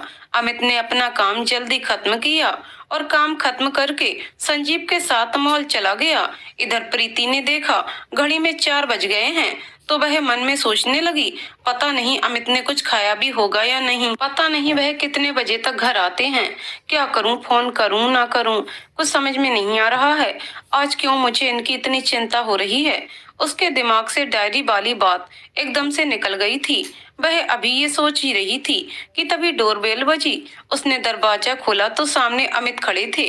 वह दरवाजे से हट गई तो अमित अंदर आया और वहीं मेज पर सामान रखकर बैठ गया। प्रीति उसके लिए पानी लेकर आई। अमित ने एक नजर उसको देखा और उसके हाथ से पानी लेकर पीने लगा। अमित मिष्टी के पास चला गया तो देखा मिष्टी सो रही थी। वह भी वहीं मिष्टी के पास लेट गया और उसके बालों से खेलने लगा। तभी मिष्टी की आंख खुल गई तो उसने देखा कि सामने अमित था। उसने अमित के गालों को छूते हुए कहा, चाचा आप आ गए, मेरे लिए चॉकलेट। अमित ने उसको गोद में लेते हुए कहा, हाँ मेरी प्रिंसेस, आपकी चॉकलेट आ गई है और आपके लिए एक बहुत सुंदर सी फ्रॉक भी लाया हूँ। ये कहकर वह उसको गोदी में उठाते हुए हॉल में आ गया। अमित ने मिष्टी को अपने बैग से निकालकर चॉकलेट दी। तभी वहां प्रीति चाय नाश्ता लेकर आ गई। अमित ने बैग में से निकालकर मिष्टी को फ्रॉक दिखाते हुए कहा, मिष्टी ये है तुम्हारे लिए, ये फ्रॉक आज शाम को तुम पहनकर मेरे साथ चलना। मिष्टी ने बड़े प्यार से फ्रॉक को छूते हुए कहा, चाचा आज हम कहीं जा रहे हैं। अमित ने उसके गालों पर किस्सी करते हुए कहा, हाँ मेरी प्रिंसेस, कल जो दादी बाबा आए थे उनकी एनिवर्सरी पार्टी में जा रहे हैं आज हम लोग। आज जल्दी से तैयार हो जाइएगा, हम लोगों को जल्दी पहुंचना है। प्रीति ने अमित को चाय देते हुए कहा, सॉरी बहन मैं। तो अमित ने उसकी बात काटते हुए कहा, अगर हो सके तो आधे घंटे में तैयार हो जाइए। ये कहकर वह चाय पीने लगा। प्रीति चाय पीने के बाद मिष्टी को लेकर अंदर कमरे में चली गई और तैयार होने लगी और मिष्टी को भी तैयार कर दिया। प्रीति जैसे ही मिष्टी को लेकर बाहर आई तो अमित प्रीति को एकटक देखने लगा और वह फिर प्रीति की आंखों में जैसे खो सा गया। मिष्टी की आवाज से उसका ध्यान टूटा। चाचा मैं कैसी लग रही हूँ? मिष्टी को अमित ने गोद में लेते हुए कहा, मेरी प्रिंसेस से सुंदर तो कोई हो ही नहीं सकता, चलें फिर। तभी प्रीति ने अमित से कहा, सुनिए वह आप कपड़े तो बदल लीजिए, ये अच्छे नहीं लग रहे हैं। प्रीति की ये बात सुनकर अमित मन ही मन मुस्कुराया कि चलो तुमने मेरी कुछ तो चिंता की, लेकिन उसने अपने मन के भावों को अपने चेहरे पर नहीं आने दिया और उससे कहा, नहीं मैं ठीक हूँ, मुझे किसी को दिखाना नहीं है। प्रीति ने कहा, प्लीज ये कमीज थोड़ी सी गंदी लग रही है। अमित ने अपनी जेब देखी तो देखा वाकई वह हल्की सी गंदी लग रही थी। उसने मिष्टी को उतारा और अपने कमरे में चला गया और शर्ट ढूंढने लगा तो उसे लाइट ब्लू शर्ट दिखी तो उसने वही पहन ली। प्रीति ने जब वह टी शर्ट देखी तो उसे याद आ गया कि बहुत प्यार से मन ही मन मुस्कुराया कि चलो तुमने मेरी कुछ तो चिंता की, लेकिन उसने अपने मन के भावों को अपने चेहरे पर नहीं आने दिया और उससे कहा, नहीं मैं ठीक हूँ, मुझे किसी को दिखाना नहीं है। प्रीति ने कहा, प्लीज ये कमीज थोड़ी सी गंदी लग रही है। अमित ने अपनी जेब देखी तो देखा वाकई वह हल्की सी गंदी लग रही थी। उसने मिष्टी को उतारा और अपने कमरे में चला गया और शर्ट ढूंढने लगा तो उसे लाइट ब्लू शर्ट दिखी तो उसने वही पहन ली। प्रीति ने जब वह टी शर्ट देखी तो उसे याद आ गया कि बहुत प्यार से उसने और सुमित ने अमित को उसकी बर्थडे पर ये शर्ट गिफ्ट करी थी। अमित मन में सोच रहा था, क्या अजीब इत्तेफाक है, आज तुम्हारी ही दी हुई शर्ट पहन रहा हूँ। यही सोचते हुए उसने गिफ्ट और बुके उठाया और डोर को लॉक करने लगा। थोड़ी देर बाद वह तीनों मिस्टर श्रीवास्तव के घर पहुंचे और बेल बजाई तो मिसेस श्रीवास्तव ने दरवाजा खोला और उन तीनों को देखकर वह बहुत खुश हो गईं। वह तीनों अंदर गए तो देखा वहां उन्हीं की बिल्डिंग के 2-4 लोग और भी बैठे थे। अमित के साथ प्रीति को देखकर सब मुस्कुराने लगे और अमित से कहने लगे, अकेले अकेले शादी कर ली, हम लोग को बुलाया तक नहीं। कितनी चांद जैसी दुल्हन लाए हो, एकदम राम सीता की जोड़ी लग रही है। प्रीति और अमित एक दूसरे को देखने लगे। फिर अमित ने अपनी निगाहें प्रीति से हटा ली और बाहर बालकनी में खड़ा हो गया। प्रीति को न जाने क्यों अमित का इस तरह चला जाना अच्छा नहीं लगा। उसके मन में शायद अमित के लिए प्यार के अंकुर फूट चुके थे, पर उसको इस बात का एहसास नहीं था। उसने मिष्टी से कहा, जाओ बेटा, आपके चाचा वहाँ अकेले खड़े हैं, आप उनसे बात करो जाकर। ठीक है मम्मा, कहकर वह अमित के पास चली जाती है। इधर मिसेस श्रीवास्तव ने जब प्रीति को ये कहते सुना कि उसने अमित को पापा की जगह चाचा कहा है, तो उसने प्रीति से कहा, बेटा एक बात कहें, बुरा तो नहीं मानोगी? प्रीति ने उनसे कहा, नहीं आंटी, आप बड़ी हैं, आपकी बात का क्यों बुरा मानेंगे? तो उन्होंने बहुत प्यार से कहा, बेटा मिष्टी को प्यार से समझाओ कि अमित उसके चाचा नहीं पापा हैं। अभी बहुत छोटी है, जल्दी समझ जाएगी और अपने पापा के रूप में स्वीकार कर लेगी। और जब मिष्टी बड़ी हो जाएगी तब उसको ये स्वीकार करने में परेशानी आएगी। आगे तुम खुद समझदार हो। मिसेस श्रीवास्तव की ये बात सुन प्रीति ने कहा, जी आंटी, मैं आपकी बात समझ रही हूँ। मैं पूरी कोशिश करूंगी कि मिष्टी ये बात जल्दी समझ जाए। प्रीति ने मन में सोचा, जब मैं ही नहीं समझ पा रही हूँ, उसी को क्या समझाऊं, पर मुझे ये करना होगा। तभी मिसेस श्रीवास्तव के दोनों बच्चों ने आवाज लगाई, आप सब लोग आ जाइए कि केक काटने के लिए तैयार है। पापा मम्मी आप लोग जल्दी आइए। सभी लोग केक के पास आ जाते हैं। इधर अमित बालकनी में खड़ा था तो मिष्टी उसके पास आई और कहा, आप यहाँ अकेले क्यों खड़े हो चाचा, अंदर चलो। अमित ने उसे बड़े प्यार से गोदी में लेते हुए कहा, हाँ चलो मेरी प्रिंसेस। ये कहते हुए वह उसको बाहर हॉल में लेकर आ जाता है। मिस्टर एंड मिसेस श्रीवास्तव दोनों केक काटने जा रहे होते हैं कि अमित भी मिष्टी को लेकर वहीं खड़ा हो जाता है। प्रीति जब अमित को देखती है तो उसे थोड़ी तसल्ली होती है। केक कटिंग के बाद सब लोग मिस्टर एंड मिसेज श्रीवास्तव को गिफ्ट देते हैं। अमित भी जब उन्हें गिफ्ट देता है तो मिसेज श्रीवास्तव कहती हैं कि अकेले तुमसे गिफ्ट नहीं लेंगे, जोड़े के साथ आओ। अमित प्रीति की ओर देखता है तो प्रीति पास आ जाती है और गिफ्ट को पकड़ लेती है। दोनों साथ मिलकर गिफ्ट देते हैं। मिसेज श्रीवास्तव अमित से पूछती हैं, क्यों नहीं, तुम्हारी बीवी गाना वाना गाती है या नहीं? उनके इस सवाल पर अमित को कॉलेज का एनुअल फंक्शन याद आ जाता है, जब प्रीति ने गाना गाया था और उसे बेस्ट सिंगर का अवार्ड मिला था। पतझड़ सावन बसंत बहार, एक बरस में मौसम चार। अमित जैसे उस गाने की आवाज में खो जाता है। तभी मिसेस श्रीवास्तव ने उसके आगे चुटकी बजाई और कहा, हेलो, कहाँ खो गए? अमित एकदम से हड़बड़ा गया और हड़बड़ाहट में उसने कहा, हाँ गाती है, और बहुत अच्छा कि उसकी आवाज में हर कोई खो जाए। ये कहकर वह प्रीति की तरफ देखने लगा। प्रीति को इस जवाब की उम्मीद नहीं थी। अमित के इस जवाब को सुनकर वह भी अमित को देखने लगी। अमित को अपनी तरफ देखते पाकर उसने नजरें झुका ली। इधर अमित मन में सोचने लगा, ये मैंने हड़बड़ाहट में क्या बोल दिया? तभी मिसेस श्रीवास्तव ने कहा, अटेंशन प्लीज। आप सभी लोगों से मैं ये कहना चाहती हूँ कि अब हमारे सामने नई दुल्हन प्रीति एक गाना गाएगी। मिसेस श्रीवास्तव की बात सुनकर सभी लोगों ने तालियां बजा दी। प्रीति ने वहीं खड़े होकर नजरें झुकाते हुए गाना शुरू किया। जहां सब लोगों ने उसका गाना सुनकर तालियां बजाईं, वहीं अमित को आज उसके गाने में उसकी बेबसी नजर आई। आज उसे इस बात का एहसास हुआ कि केवल वह ही नहीं, प्रीति भी इस दौर से गुजर रही है। उसकी क्या गलती है? जब मैंने उससे कभी कहा ही नहीं कि मैं उससे प्यार करता हूँ, तो उसकी क्या गलती? और मुझे वह अपना सबसे अच्छा दोस्त मानती है। भैया की शादी उससे हो गई है तो उसकी क्या गलती? भैया इस दुनिया को छोड़कर चले गए तो उसकी क्या गलती? जमाने ने उसकी दूसरी शादी करा दी तो उसकी क्या गलती? आज जिस राह में खड़ा हूँ उसी राह में वह भी खड़ी है। पर कोई और भी था जो प्रीति की उलझन को समझ रहा था। वह थी मिसेस श्रीवास्तव, क्योंकि वह इन सब परिस्थितियों को झेल चुकी थी और अच्छी तरह से समझ रही थी कि अमित और प्रीति। उन्होंने प्रीति के पास आकर कहा, तुम्हारी आवाज बहुत अच्छी है और तुम्हारे गाने में जो दर्द है मैं बखूबी समझती हूँ।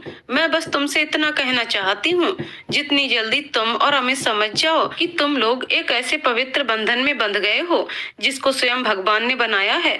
दोनों लोग अपने अपने पुराने रिश्ते से बाहर निकलो और जिस नए रिश्ते में तुम लोग बंधे हो उस रिश्ते का मान रखो।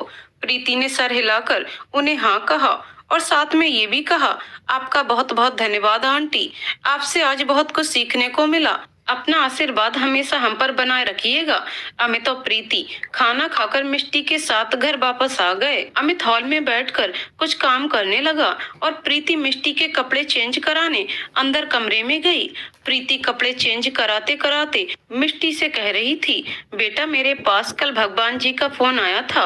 वह कह रहे थे कि उन्होंने आपके पापा की शक्ल आपके चाचा के रूप में बदल दी है, इसलिए अब आप अपने चाचा को पापा कहना। अब आपके चाचा ही आपके पापा हैं।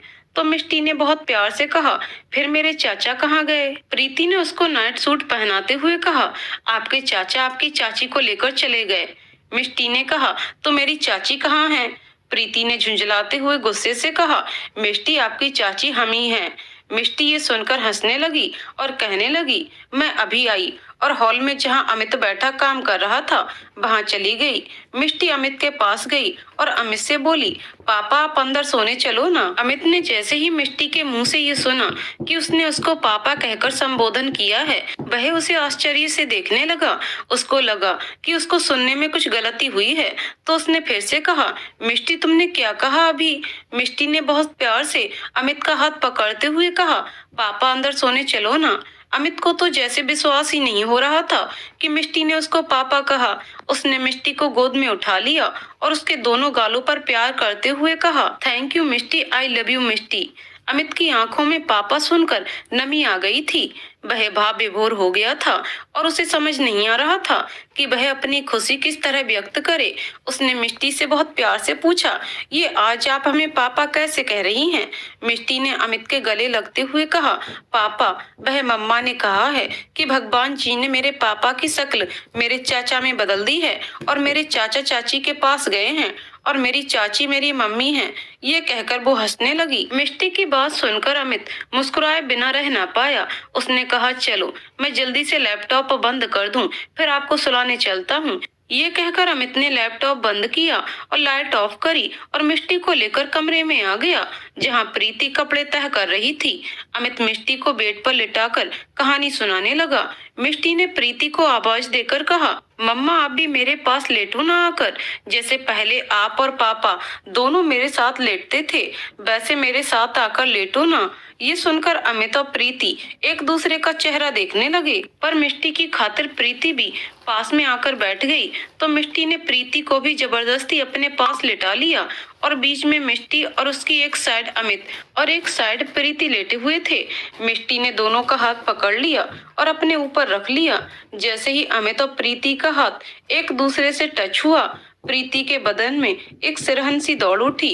अमित ने धीरे से अपना हाथ प्रीति के हाथ के ऊपर से हटाकर मिष्टी के सर पर रख दिया। अमित ने जब देखा मिष्टी सो गई है तो वह धीरे से उठा और प्रीति से कहा, परेशान मत हो, मैं दूसरे कमरे में सोने जा रहा हूँ और तुमको बहुत बहुत धन्यवाद कहना चाहता हूँ क्योंकि तुम्हारे ही कारण आज मिष्टी ने मुझे पापा कहा है। ये कहकर अमित ने तकिया उठाया और दूसरे कमरे में चला गया। आज अमित मिष्टी के पापा कहने पर बहुत खुश था। मिष्टी की प्यार भरी हरकतें याद करते हुए वह मुस्कुराने लगा। फिर उसको प्रीति का अपने हाथ के ऊपर हाथ रखना याद आ गया। यही सब सोचते सोचते सो गया। इधर प्रीति अमित के बारे में ही सोच रही थी, क्यों मैं अमित से इतनी नफरत करने लगी थी। उसी के कारण तो आज मिष्टी को पापा का प्यार मिल रहा है। उसने तो कुछ भी गलत नहीं किया, सिर्फ वही किया जो माँ पापा और सासू माँ ने कहा। अमित ने तो मिष्टी को हमेशा एक पिता का प्यार दिया है और उसका मकसद गलत होता तो अब तक की न जाने कितने बार वह मेरे साथ, पर उसने तो आज तक मुझे हाथ तक नहीं लगाया। आज भी वह अगर चाहता तो वह मेरे पास सो सकता था, पर वह दूसरे कमरे में चला गया। उसकी निगाहें गंदी नहीं हैं, फिर क्यों मैंने उससे इतना गलत कह दिया? क्यों मैंने उससे इतनी नफरत करी? जो कुछ भी हुआ उसमें उसकी कोई गलती नहीं है। और ये भी एक सच है कि पापा अगर अमित से नहीं तो किसी और से मेरी शादी करा देते, क्योंकि वह मुझसे बहुत प्यार करते हैं। मैं जानती हूँ सुमित के जाने के बाद वह बिखर से गए थे, तो मुझे इस सच को स्वीकारने में इतना देर क्यों लगी? यही सब सोचते सोचते प्रीति सो गई। अगली सुबह प्रीति की जब आंख खुली तो भोर हो चुकी थी। आज उसने एक दृढ़ निश्चय कर लिया था कि अब वह पुराना सब भूलकर आज से अपने रिश्ते की नए सिरे से शुरुआत करेगी। उसके मन में अमित के लिए प्यार के अंकुर तो फूट ही चुके थे और मिष्टी ने उसको अमित के और करीब ला दिया था। प्रीति उठी और उसने जल्दी से चाय बनाई और अमित के पास गई, जहां उसने देखा अमित सो रहा था। उसकी जुल्फें उसके माथे पर आ रही थीं। प्रीति को सोते समय अमित बहुत मासूम लग रहा था। आज प्रीति ने पहली बार अमित को इस तरह देखा था। प्रीति उसे एक टक देखे जा रही थी। अमित की एकदम से आंख खुल गई तो उसने पाया कि प्रीति उसको एक टक देख रही है। अमित के एकदम से जागने से प्रीति सकपका गई। अमित ने प्रीति के हाथों में चाय नहीं देखी थी तो उसने प्रीति से कहा, क्या हुआ, कुछ काम था क्या? प्रीति हड़बड़ाहट में कुछ बोल ही नहीं पाई। उसने कहा, बहे आपके लिए बहे चाय लाई थी। ये कहकर उसने मेज पर चाय रखी और जल्दी से रसोई में चली गई। उसका दिल बहुत तेजी से धड़क रहा था। आज उसे क्या हो रहा था वह खुद ही नहीं समझ पा रही थी। अमित प्रीति की इस हरकत को देखकर मुस्कुरा दिया, लेकिन पुनः उसको प्रीति की कही वह बात याद आ गई और उसकी मुस्कुराहट ने फिर से गंभीरता ओढ़ ली थी।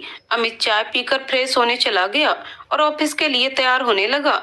प्रीति ने जल्दी से नाश्ता बनाया और मिष्टी के लिए दूध तैयार किया और मिष्टी को जगाने लगी। प्रीति ने नाश्ता मेज पर लगाया। अमित तैयार होकर मिष्टी को अपने हाथों से दूध पिला रहा था। मिष्टी ने दूध पीकर कहा, पापा आप मेरे लिए शाम को चॉकलेट लाएंगे ना? अमित ने उसको प्यार से गले लगाते हुए कहा, हाँ मेरी प्रिंसेस, आज मैं आपके लिए ढेर सारी चॉकलेट लाऊंगा। और कुछ? प्रीति ने अमित को टिफिन देते हुए कहा, ये लंच। अमित ने बिना प्रीति की ओर देखे लंच लिया और अपने बैग में डाल लिया। अमित ने जाते समय मिष्टी के गालों पर एक किस्सी कर दी तो मिष्टी ने बहुत प्यार से कहा, और पापा आप मम्मा को किसी नहीं करोगे जैसे पहले करते थे? पहले तो जब आप ऑफिस जाते थे तो एक किसी मुझे और एक किसी मम्मा को करते थे, आज सिर्फ मुझे किसी किया, मम्मा को नहीं। उसकी ये बात सुनकर अमित ने मिष्टी से बहुत प्यार से कहा कि मैं आपके लिए चॉकलेट लेकर आऊंगा, बहुत अच्छी वाली।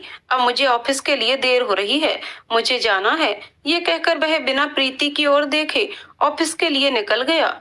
प्रीति मिष्टी की बात सुनकर एकदम से शर्मा गई थी। उसने मिष्टी को गोद में लेते हुए कहा, कुछ भी कभी भी बोल देती हो, और उसको गले से लगा लिया और मन में कहा, लेकिन आज जो कुछ भी कहा मुझे अच्छा लगा, शायद तुम्हारे ही कारण हमारा रिश्ता फिर से पनप जाए। प्रीति ने जल्दी से घर का काम निपटा कर मिष्टी को सुलाया। अचानक से उसे डायरी की याद आई। उसने दराज खोली और डायरी उठाई और वहीं मिष्टी के बगल में लेटकर डायरी के पहले पन्ने से पढ़ना प्रारंभ किया। आज मैं जब क्लास में बैठा हुआ था तो अचानक से एक लड़की आई जिसने सफेद घेरदार सूट पहना हुआ था, कानों में छोटे छोटे झुमके, माथे पर एक छोटी सी बिंदी, लंबी काली चोटी। उसको मैं देखता ही रह गया। जैसे लग रहा था मेरे ख्वाबों से निकलकर कोई परी मेरे सामने आ गई हो। टीचर उससे क्या बात कर रहे थे मुझे कुछ पता ही नहीं कि अचानक से वह लड़की मेरे पास आकर बैठ गई। मेरे दिल की धड़कन बढ़ गई थी। उस दिन टीचर ने क्या पढ़ाया मुझे कुछ भी पता नहीं। मैं तो बस उस लड़की के पास बैठने से ही मदहोश हुआ जा रहा था। प्रीति ने जब डायरी में ये सब पढ़ा तो उसे बहुत आश्चर्य हुआ। ऐसा ही कुछ तो मेरे साथ जब मैं पहली बार कॉलेज गई थी तो कहीं वह मैं, मुझे उसका नाम पढ़ना होगा। प्रीति ने उत्सुकता बस आगे पढ़ना शुरू किया। पहली बार कोई मुझे पसंद आई थी जिसने मेरे दिल में अपना घर बना लिया। फिर मुझे प्रीत हो गई थी उससे। नाम भी उसका क्या था? प्रीति। प्रीति ने जब अपना नाम पढ़ा तो वो एक पल के लिए सुन्न हो गई। मतलब वह लड़की कोई और नहीं, मैं अमित की मोहब्बत। मेरा इस तरफ तो ध्यान ही नहीं। ओ माय गॉड, मेरे जहन में ये बात क्यों नहीं आई कि उस दिन जब अमित अपनी मोहब्बत का नाम बताने वाला था, हम घर अचानक से सुमित का मुझे देखने आना। अब समझ में आया उस समय अमित मुझे देखकर क्यों चौंक गया था। क्यों वह अपने भाई की शादी में खुश नहीं? क्यों वह मुझसे शादी के बाद कटा? क्यों वह मुझे भाभी नहीं कह पाया? ये क्या हो गया? मैं पहले क्यों नहीं समझ पाई? प्रीति की आंखों से बरबस आंसू बहने लगे। उसके दिल की धड़कनें अचानक से बहुत तेज हो गईं। उसने हिम्मत करके उसमें डायरी आगे पढ़ना प्रारंभ किया। आज जब भाभी के रूप में प्रीति को देखा तो मेरे शरीर से एक पल के लिए मेरी जान निकल गई। ना मैं हंस सकता था, ना रो सकता था। बचपन से ही भाई की शादी के अरमान ये सोचा था, भाभी आएगी तो ये करूंगा, वह करूंगा। पर भाभी के रूप में ही मेरी मोहब्बत हो गई। प्रीति जितना डायरी को पढ़ती जा रही थी, उसकी आंखों से आंसू भर उतने ही गिरते जा रहे थे। उसने अपने आंसू पोंछे और आगे पढ़ना प्रारंभ किया। मैं प्रीति के सामने नहीं जा पा रहा था। एक घर में उसके साथ रहना मेरे लिए मुश्किल हो गया था। इसलिए मैंने जानकर अपने दोस्त से कहकर दूसरे शहर में नौकरी के लिए अप्लाई कर दिया। मैं सबसे दूर चला जाना चाहता था, पर उसे मैंने अपनी कसम दे दी थी, ये बात किसी से नहीं कहेगी। अगर उसने ये बात किसी से कही तो मेरा मरा मुंह देखेगी। मतलब शिखा सब जानती थी, फिर भी उसने कुछ नहीं कहा। प्रीति मन ही मन बोली, मैंने फैसला कर लिया था, मैं शादी कभी नहीं करूंगा। माँ पापा के पास भैया और उनकी बहू तो थी ही। आज माँ का फोन आया तो मुझे पता चला कि मैं चाचा बनने वाला हूँ। मैं बहुत खुश था। मेरे भाई पापा बनने वाले हैं। पता नहीं क्यों, पर मैं सोचता था जब भी मेरी शादी होगी मैं उससे कहूंगा कि मुझे प्यारी सी प्रिंसेस चाहिए, बिल्कुल उसके जैसी। आज मुझे पता चला कि भैया को प्यारी सी बेटी हुई है। आज मैं बहुत दिनों बाद अपने घर आया हूँ। जब मैंने भैया की बेटी को गोद में लिया तो मुझे लगा मेरी सारी ख्वाहिशें पूरी हो गईं। मैंने तो सोच लिया था मुझे उसका क्या नाम रखना है, मिष्टी। हाँ, यही नाम मैंने उसे दिया था, अपनी प्रिंसेस को। अब मैं प्रिंसेस के बिना नहीं रह पाता, इसलिए हर वीकेंड पर घर चला जाता हूँ। अब घर पर मेरी शादी की बातें होने लगी हैं, पर मैंने साफ मना कर दिया, मैं शादी नहीं करूंगा। आज प्रिंसेस 2 साल की हो गई है। आज जब मैं ऑफिस से घर आ रहा था तो एक मनहूस खबर से रूबरू हुआ। भाई हम सबको छोड़कर चले गए। मैं टूट गया था, बिखर गया था। और जब प्रीति को देखा तो सोचा, भगवान ने उसके साथ ऐसा क्यों किया जो कभी नहीं सोचा था। वह हो गया जब चाहता था, तब वह मिली नहीं। घर में प्रीति की शादी की बातें चल रही थीं मेरे साथ, पर अब मैं इस बात के लिए तैयार नहीं था। प्रीति ने मुझसे एक वादा लिया कि मैं शादी से इनकार कर दूं, और मैंने कर भी दिया। माँ ने मजबूर कर दिया अपनी कसम देकर, और मुझे वह करना पड़ा जो कभी सोच भी नहीं सकता था। प्रीति मेरी दुल्हन बनी, यही तो मेरा सपना था। लेकिन तब तक, जब तक मेरे भाई से उसकी शादी नहीं हुई थी। जब उसकी शादी मेरे भाई से हो गई, तब मेरे लिए वह पराई हो गई। आज उससे मेरी शादी हुई तो मुझे क्यों नहीं अच्छा लग रहा था। आज हमारी सुहागरात थी। मैं बुझे हुए कदमों के साथ कमरे में गया। मेरी हिम्मत ही नहीं पड़ रही थी कि मैं कैसे उसका सामना करूं। जो मेरी मोहब्बत हुआ करती थी, आज उसी के सामने जाने से मेरे पैर कांप रहे थे। प्रीति ने मुझे इतना गिरा हुआ समझ लिया कि मैं उसके साथ कुछ भी कैसे यकीन दिलाऊं उसको। प्रीति, मैंने तुम्हें चाहा है, तुम्हारे शरीर को कभी नहीं। तुमने मुझे इतना गलत समझा, क्या बस यही हमारी दोस्ती थी? तुम मुझे इतना ही समझ पाई थी। तुम मेरे शरीर को पा सकते हो, पर मेरा प्यार कभी नहीं। प्रीति की ये बात मेरे सीने में एक खंजर की तरह चुभ रही है। प्रीति और हम मिष्टी को लेकर आज अपने फ्लैट पर आ गए। आज नई जिंदगी शुरू करने, ऐसी जिंदगी जहां हम साथ तो चलेंगे पर कभी मिल नहीं पाएंगे। जिंदगी ने कैसे दो राहे पर खड़ा कर दिया है, जहां पर से ना वापस जा सकता हूँ, ना आगे बढ़ सकता हूँ। मेरे लिए यही सुकून है कि वह मेरे साथ है, लेकिन मैं जानता हूँ कि वह मुझसे नफरत करती है, बहुत नफरत करती है। वह मुझे समझ ही नहीं सकती। इसमें मेरा क्या कसूर है? मेरा कसूर सिर्फ इतना है कि मैंने उससे बेइंतहा प्यार किया है, अपनी जान से ज्यादा चाहा है, और वह मुझसे नफरत करती है। प्रीति के वह कहे शब्द मेरे कानों में चुभ रहे हैं। मैं पागल हो जाऊंगा। भगवान, मैं क्या करूं? प्रीति ने पूरी डायरी पढ़ ली थी। उसकी आंखों से आंसू गिरते ही जा रहे थे। वह समझ नहीं पा रही थी कि वह क्या करे। आज उसके सामने एक ऐसा सच आया है जिसकी उसे उम्मीद ही नहीं थी। उसने मन ही मन एक फैसला ले लिया था। दोपहर ढल चुकी थी। सूर्य देवता अपने घर की वापसी करने को तैयार थे, पर कोई और भी था जो आज अपने घर परिवार में वापस आना चाहता था। प्रीति ने आज फैसला ले लिया था और वह शाम का इंतजार कर रही थी। अपने विचारों में हो जाऊंगा। भगवान, मैं क्या करूं? प्रीति ने पूरी डायरी पढ़ ली थी। उसकी आंखों से आंसू गिरते ही जा रहे थे। वह समझ नहीं पा रही थी कि वह क्या करे। आज उसके सामने एक ऐसा सच आया है जिसकी उसे उम्मीद ही नहीं थी। उसने मन ही मन एक फैसला ले लिया था। दोपहर ढल चुकी थी। सूर्य देवता अपने घर की वापसी करने को तैयार थे, पर कोई और भी था जो आज अपने घर परिवार में वापस आना चाहता था। प्रीति ने आज फैसला ले लिया था और वह शाम का इंतजार कर रही थी। अपने विचारों में मग्न प्रीति खिड़की पर खड़ी थी कि तभी मिष्टी की आवाज से उसके विचारों पर विराम लगा। मम्मा, आप कहाँ हो? मैं यहीं हूँ। आपको छोड़कर कहाँ जाऊंगी? प्रीति ने उसे गोद में उठाते हुए कहा। मम्मा, पापा आ गए। मिष्टी ने प्यार से गले लगाते हुए कहा।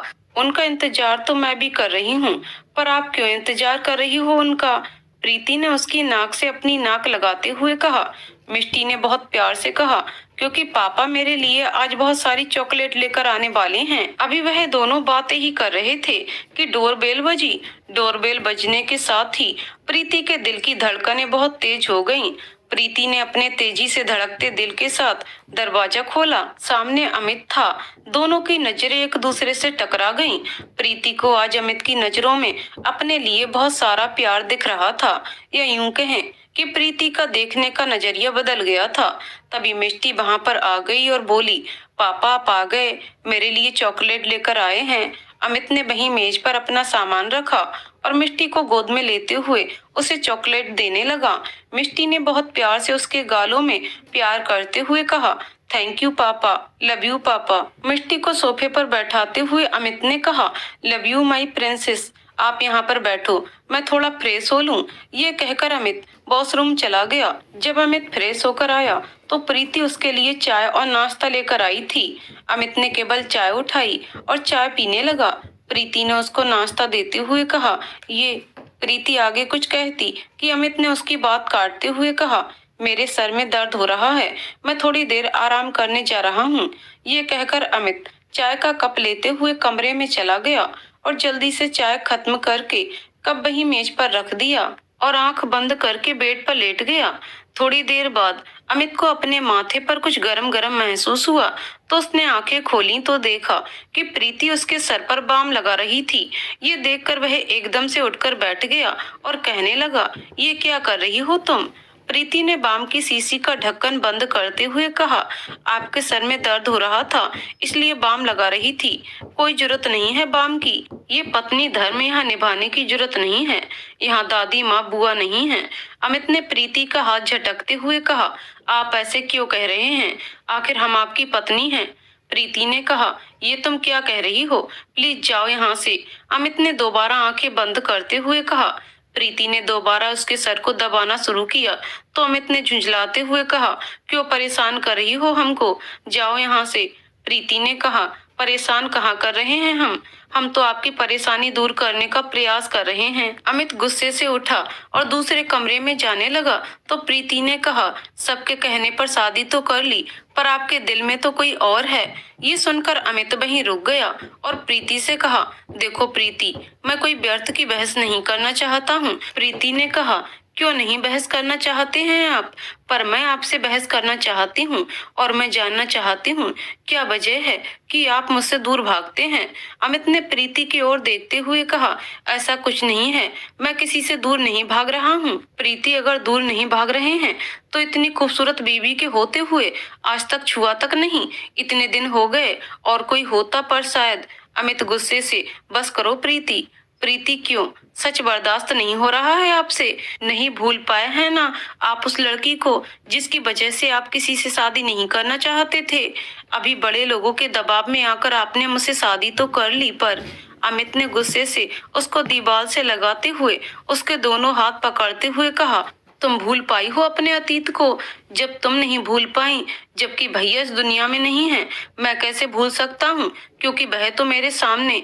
ये कहते हुए अमित चुप हो गया और प्रीति की तरफ पीठ करके खड़ा हो गया और गुस्से से अपनी मुट्ठियां भींच लीं। प्रीति मन में, आपके अंदर की सारी भड़ास निकाल के रहूंगी और आपके मुंह से सच उगलवाना तो बहुत जरूरी है ये आपके लिए, वरना आप अंदर ही अंदर घुट जाएंगे।